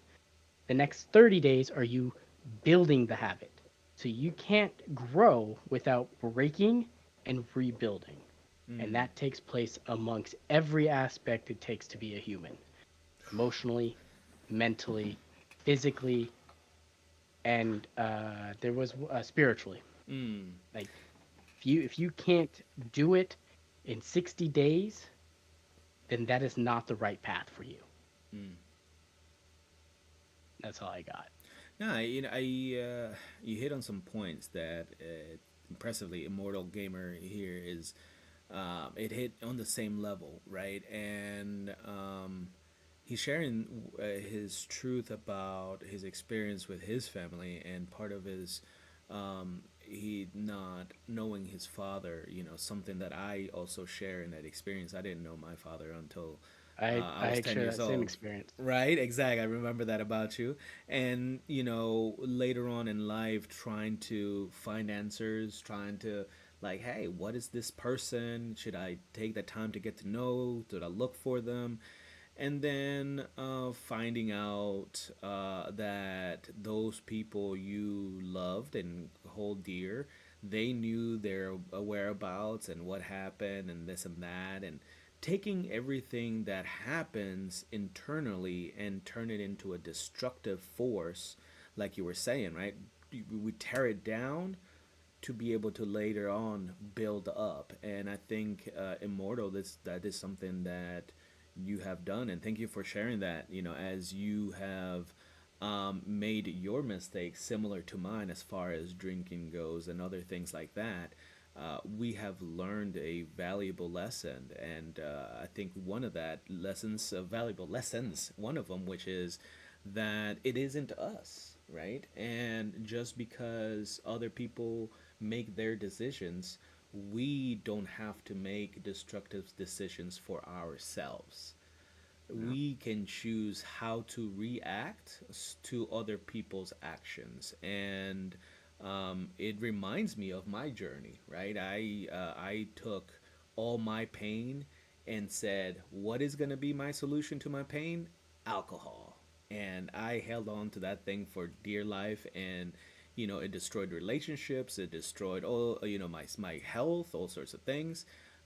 But it took that for me to get to this point, right? It took everything that Ahmad had to go through to get to this point. It took everything 12 had to go through to get to this point for all of us to be here and share this amazing wisdom, our perception of this life. And we are all evidence of the ability to change one's life. We are actively doing it. We are actively speaking on how we're doing it. And if that isn't enough for you to realize that you can do it, like 12 says, I'm only going to tell you twice. So it really brought it back. Oh, and he passed away before he met him. And that is That's definitely hard. an experience. Yeah, That's a very hard hard. one. It I is, can, but I want to tell him, I, I'm 100% sure that those that kept those details away from him, it wasn't in a negative. It was their fear or things that they struggled with, and they thought that probably was in the best interest, or they weren't mature enough and they hated him for what happened. So I'm gonna get it back at you by not letting you see your kid. I mean, a lot of that shit happens because it's immaturity, you know? Yeah. And but I would tell you, if you can lead, have that forgiveness, man, and just understand that I'm 100% sure I'm probably there was no ill will to Mm. the decision as far as not informing you. They just thought that may be the best thing at that particular time. Indeed, and You that is know, something that he did um, post on his message, that he knew that yeah, he understood they were trying to protect him back then, and that was the thing. And yeah, unfortunately, that is a great point too, right? That sometimes as parents we try to do our best. We're thinking that our actions, oh, I'm yeah. just gonna protect them from this thing, and because we Hmm. protected them at that time for that thing, that action creates other things. And so it all Yeah, falls in together, right? Us as the children, us as the parent, us as the grandparent, us as the yeah. friend, relationship, whatever you want to call the position in. We're all pieces of source Exactly, exactly. experience, yeah, but it is I what have it still is. not dealt with my father issues. Mm, Um, so like, and it's a little bit different in my situation than what he's going through over there. My situation is my father does not accept me as his child. He does not think I am his child. He does not want to believe the DNA test results. He did not want to accept me. His new children, who are my brothers and sisters, do not even know I exist mm, for many years. In one year, I got an anonymous letter. It wasn't really anonymous, but it was to me because I was like, I don't know who this person is, right? mm, I read the letter. It was from my grandparents, my father's parents, mm, talking and asking if we would be willing to meet, and they felt like they owed me an apology because of the way their son has mm. treated me. Wow, It took me 4 months to finally respond to them and say, I will meet with you. wow. I met with them. They are the kindest people I have ever met, Mm, as far as the situation goes, right? mm, They have added me to their will. They have added me. to a couple of other things. They even tried to tell me they were going to take out my brother and sister out of their wills, and like, they were trying to amend the situation from that their son has caused. And for me, I told them simply this: it is not the fault of my half brothers and half sisters that they do not know about me, and that either they choose to accept me or not, because that has not come to light. My father, your son, has chosen not to. So if you want to take anyone out of the will, I would say him.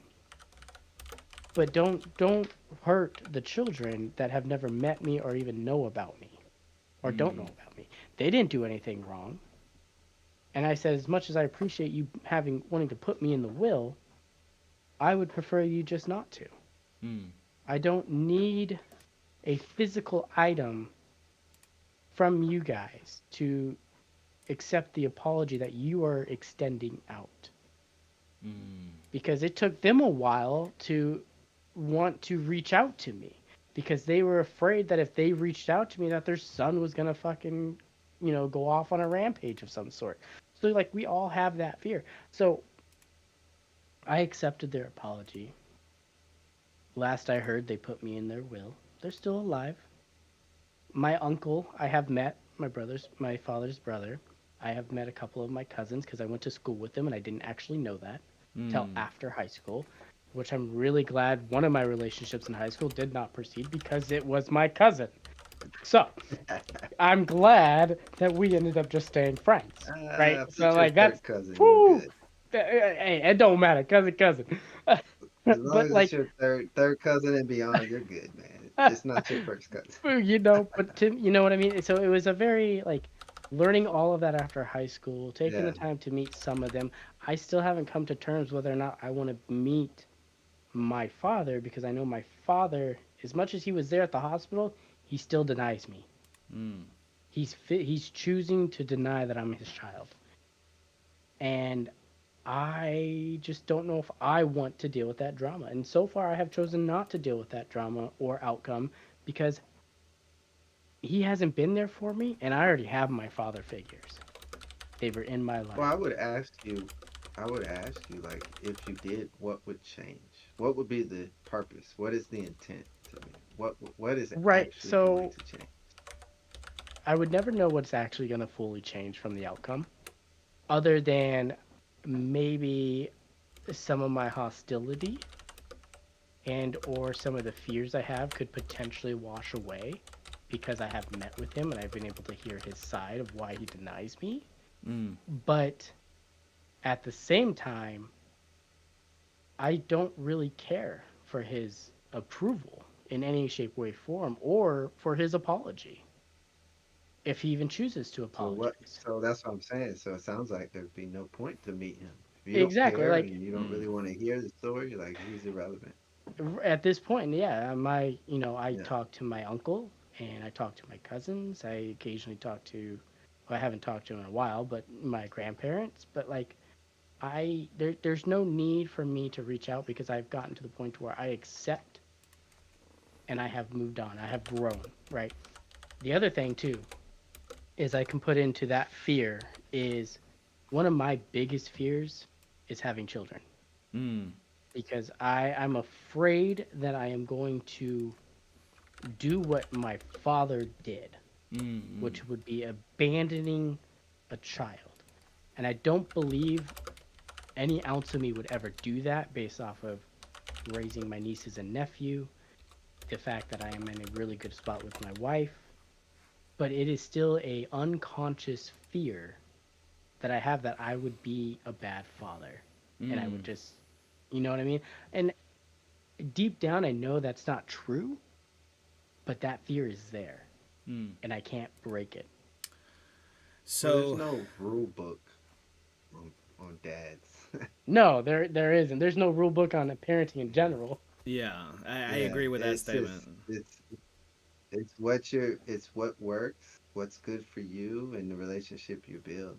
To me, that's what I'm realizing now is important, because I know for me, a lot of a lot of things I thought was the way it was supposed to be was the fears and insecurities that my parents put on me based off of their own experiences. Mm-hmm. Mm. So I try and let the kids figure things out now and explain things the best I can and try to eliminate that fear and that inadequacy in themselves by trying to reinforce positive attributes, decision making, and letting them see that they actually control how they feel. They actually can control how well something goes. They actually can control the consequence per se. Mm. And based off of their actions, they now are going to be accountable on certain things. So by them seeing that and understanding those things, I think it definitely helps. I agree. But yeah, man, you'll be a great dad, man. And You two know, I two things I wanted to mention. One, Immortal shared that it would be difficult for him to have be able to forgive in your situation, Twelve, and Mm-hmm. for that, I want to speak on both ends, right? So one, on the forgiveness part, forgiveness is not for anybody else except for you. Forgiving Mhm. people in my life took away a lot of anger, self hate, and weight of my shoulders that I can't put into words truly. And yeah, I can only suggest for you to find somebody that is extremely hard to forgive, truly forgive, and let it go, and then experience that freedom. So, bringing it back to the title Yeah, of today's stream, the freedom that comes that from joy, forgiveness. man. Very much so, right? Very much so. That joy. It's pure, authentic joy, which is transcending, in my opinion. And the other one is more in the sense for you, Twelve, is that growing up because of the similar situations and family issues and not having the family and whatnot, uh, I always wanted to have a family to do the opposite that was done to me, right? I couldn't wait to have kids because I was going to be the father that I didn't have. And deep down inside, my thoughts when I was alone in the dark were exactly like yours. I don't want to have this because I don't want to be this. I don't want to, have a bad relationship with the mother and then having to split up and then having to say goodbye and all this other stuff. And then, the more and more I tried not to be something, somehow that's exactly what I came to be. Once I was able to just let that go, I truly became the father that I knew I was able to be. And unfortunately, I had to do or put my kids through similar situations. The difference for me now is that I know I'm changing the cycle now. I don't have to continue that stuff. I can change myself, and that by helping myself, like you said earlier, too, has now increased my relationship with my children, and that has also reminds me that one, it's okay to just be, whatever that is. And I personally feel that with the way you speak, Twolf, you're going to be an amazing father. That is one thing my son highlighted from us. I had this belief that because I'm not actively in his life, I mean nothing and like I'm just that guy, right? And Mm-hmm. I had this conversation with him like, man, I really wish I could be there for you more. And his reply was like, whenever I need advice, I call my dad. Whenever I want to feel good, I call my dad. When I want to let go of just BS that's happening, I play games with my dad. you do that for me, Dad. I wouldn't be the man I am today if it wasn't for you. I mean, speaking it out loud, it's bringing me to tears, man. And that is the power that you have inside of you, 12, man. And you're gonna bring that into your kids in your family because you have gone through all the craziness, but you have this loving soul inside of you, my friend. That even through the mistakes, it's undeniable. So I'm excited to see you continue in your life, and I cannot wait to you have your family and growing and all that, and be able to see the fears just fly away from your life, man. It's a beautiful thing.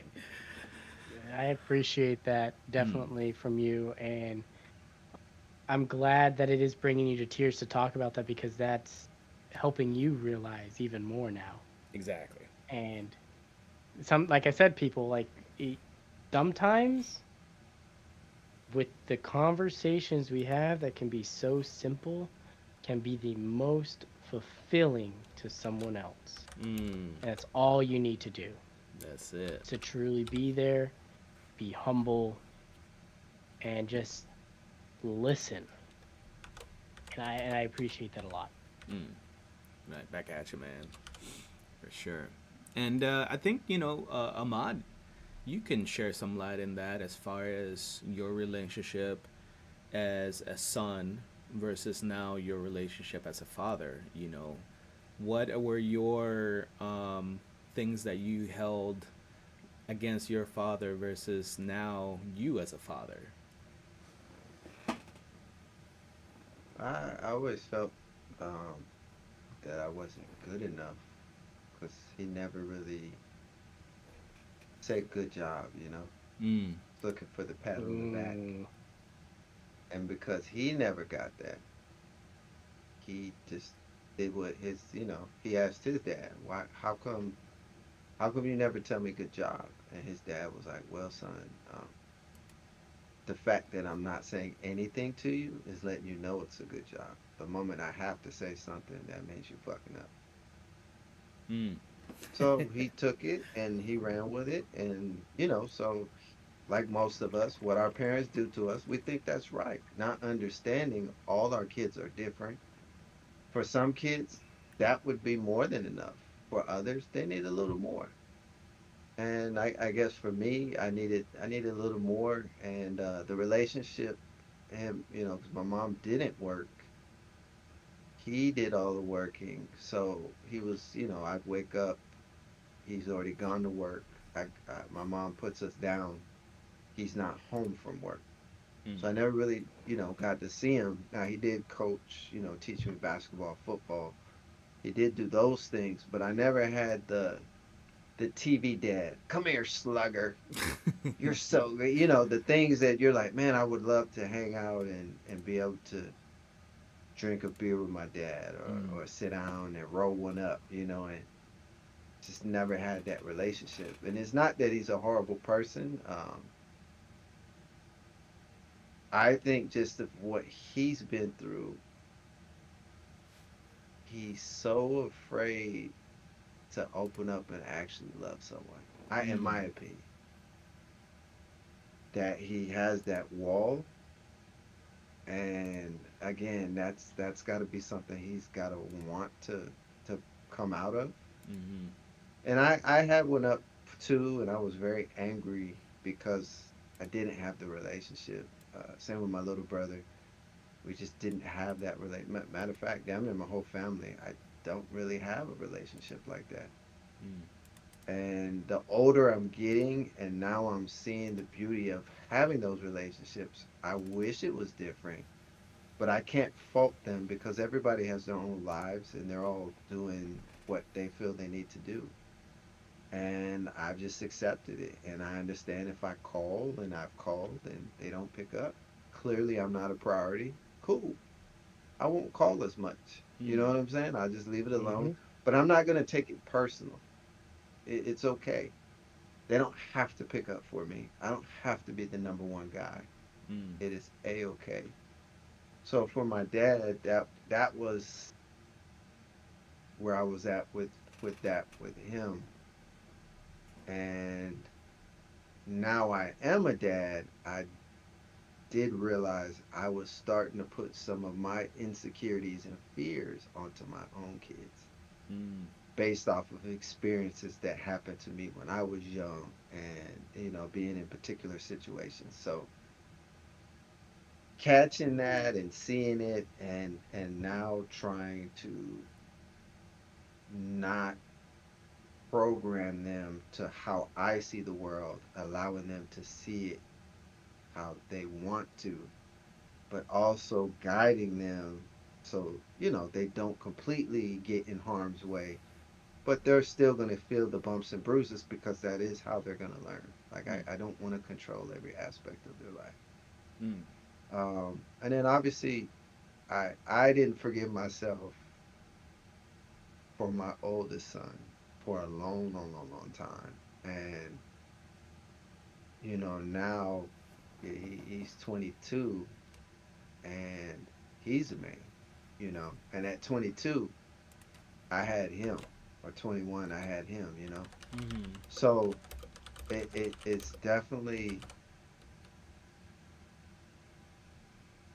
I've got to do some of those things that I would like to do with them, sit back but at the same time, I always regretted not figuring out how to make it work and not having the relationship that I wanted with him. But I was selfish because I wanted to control how the relationship was. So if I didn't have it like this and it didn't fit the way that I was trying to have my life pieced together, I didn't deal with it and I didn't deal with him and I took it personal. Oh, you don't want to come with me? Cool, whatever. And even though he's little and of course he's gonna want to go with his mom, that's what is usually gonna happen. I did take offense to that, and I would get upset, and I would be like, damn, man, nobody wants to hang with me. But it wasn't that. The reality was, I didn't even want to hang with myself. Mm. So if I didn't want to be with me, I'm pretty sure little kids felt the vibe too. Like, daddy's not happy. He's frustrated. He's overworked. He's got all these things. So obviously, me being in that place, I didn't drink, but I did other things to take occupy my time and to make me feel better about myself, which took me further away from building a relationship with myself and my son.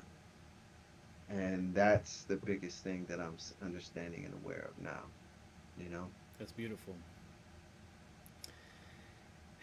Life, I think most of us, from at least from my experience, everybody that I've spoken to, we are afraid of this idea of failure.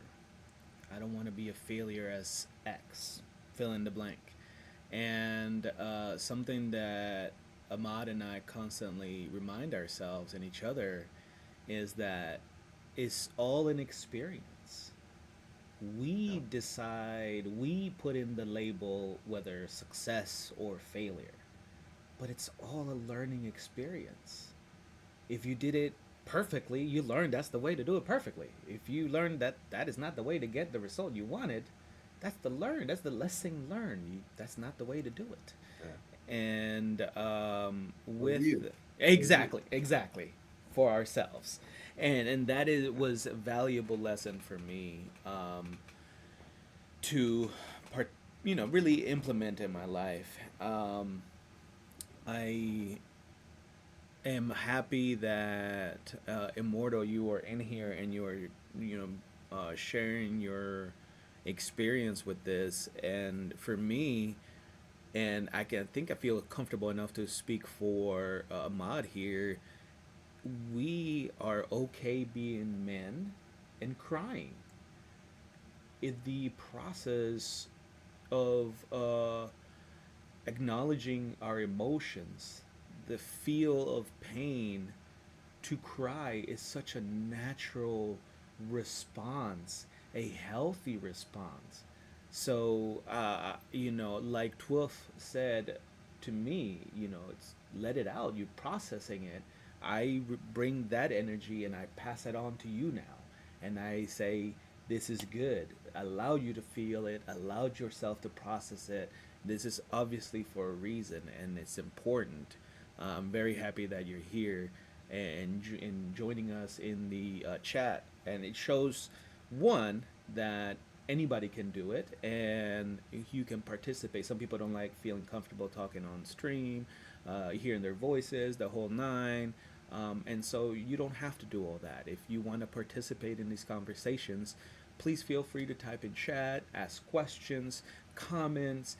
We definitely enjoy putting into, if you don't want it, your information to be, or your comments to be processed through on stream, say that. Don't read this out loud. Simple as that, and I won't, or we won't. But we are thankful for all of you guys who do participate with these conversations and our amazing podcast, Elevated Wisdom. I want to thank Ahmad, Jermaine, and Twuff for, despite everything that goes on in our lives, we make a dedication to help ourselves and help all of you people out there, all you wonderful souls that are looking for this type of community. We are here. We are live. We are lit. We are the spot. And if I'm not around, Ahmad's around. If Ahmad and I are not around, Twuff is around. And Twuff has also got his channel. Go check him out. Yeah. Twuff Unforgiven is. I'll be shouting him out here. But yeah, definitely drop that follow, and know that at the very least you got 3-4 people here that are willing to speak honestly and transparently. So, is there anything that left that you would want to touch on, Twuff? Yeah, I'm gonna say something that's pretty quick. Yeah. As far as the crying aspect, Mm-hmm. the I'm trying to make it comical, but yet serious, but easy and relatable. A good cry would be like being constipated and you finally get to go. Yeah. Right? How much better do you feel when you take that shit? It's the same with that cry, because it's just releasing and getting rid of that dead weight to where you really feel like you said, it's very liberating and uplifting, and you feel good, and the crying is more of the joy of being able to let it go. Mm. It's a good cry. It's not like a boo-hoo, it's a good process for it, man. But yeah, that would be my spin for that. Nice. 12. As far as it comes to crying, it's, I am not one that sheds tears very often. Mm-hmm. And it's not that I don't like to shed tears. It's just who I am. I don't shed tears very often. I'll get choked up, I'll get teary-eyed, but I never cry, right? Mm-hmm. But I do still feel those emotions. So even if when someone tells you to go have a good cry, it doesn't mean you necessarily have to have an actual physical crying experience, but just having a moment to where you realize, and you feel, like he said, you feel that relief, you feel that weight lifted off your shoulders. And once you feel that weight, guess what you just did? You took the next step in the level process of finding your own freedom in life. You did your reactions to whatever you did. You held yourself accountable, whether positive or negative. You pushed past your limits. And remember that your limits are wherever you let them be. Your limits are only where you set them, and your fears are only controlled by you. And that's all I have to say for this session myself. That is well placed, my boys. That definitely, for me, it hits different. It hits different every time that we get to sit down and have conversations. For me, I've seen the evolution of these conversations and the impact that not only is having on us as individuals, as hosts, as friends, but the impact that it's having in the communities that we participate in. More and more people are feeling comfortable speaking with us and sharing with us, and that is ultimately the healthy human connection that I strive for. So I'm very thankful for you guys putting the energy into this project of community healing and we're gonna end with obviously the 3 L's. We're gonna have the main of the hour. Yeah, baby. Take us out with the 3 L's, baby. So the 3 L's is something I live by every day. Is lead with love, take time to laugh, and never stop learning. Those are the 3 things that help me change my mindset, man. So I love it. I love it. Are you staying on, Twiff? I am. I will be jumping over to some GTA RP. We're gonna go play as Han over there in a new city called Fusion.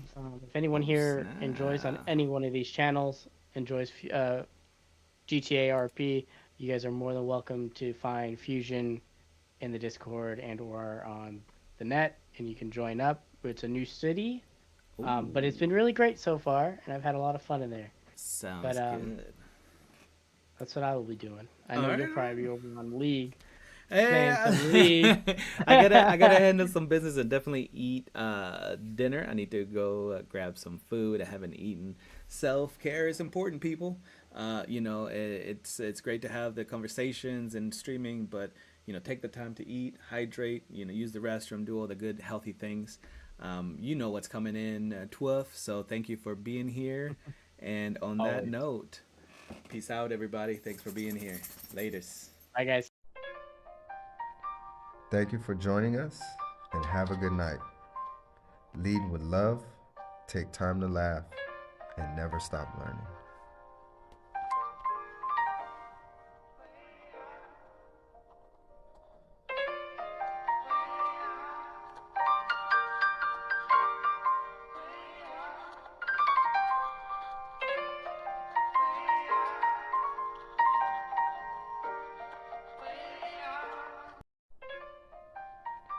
Thank you for joining us, and have a good night.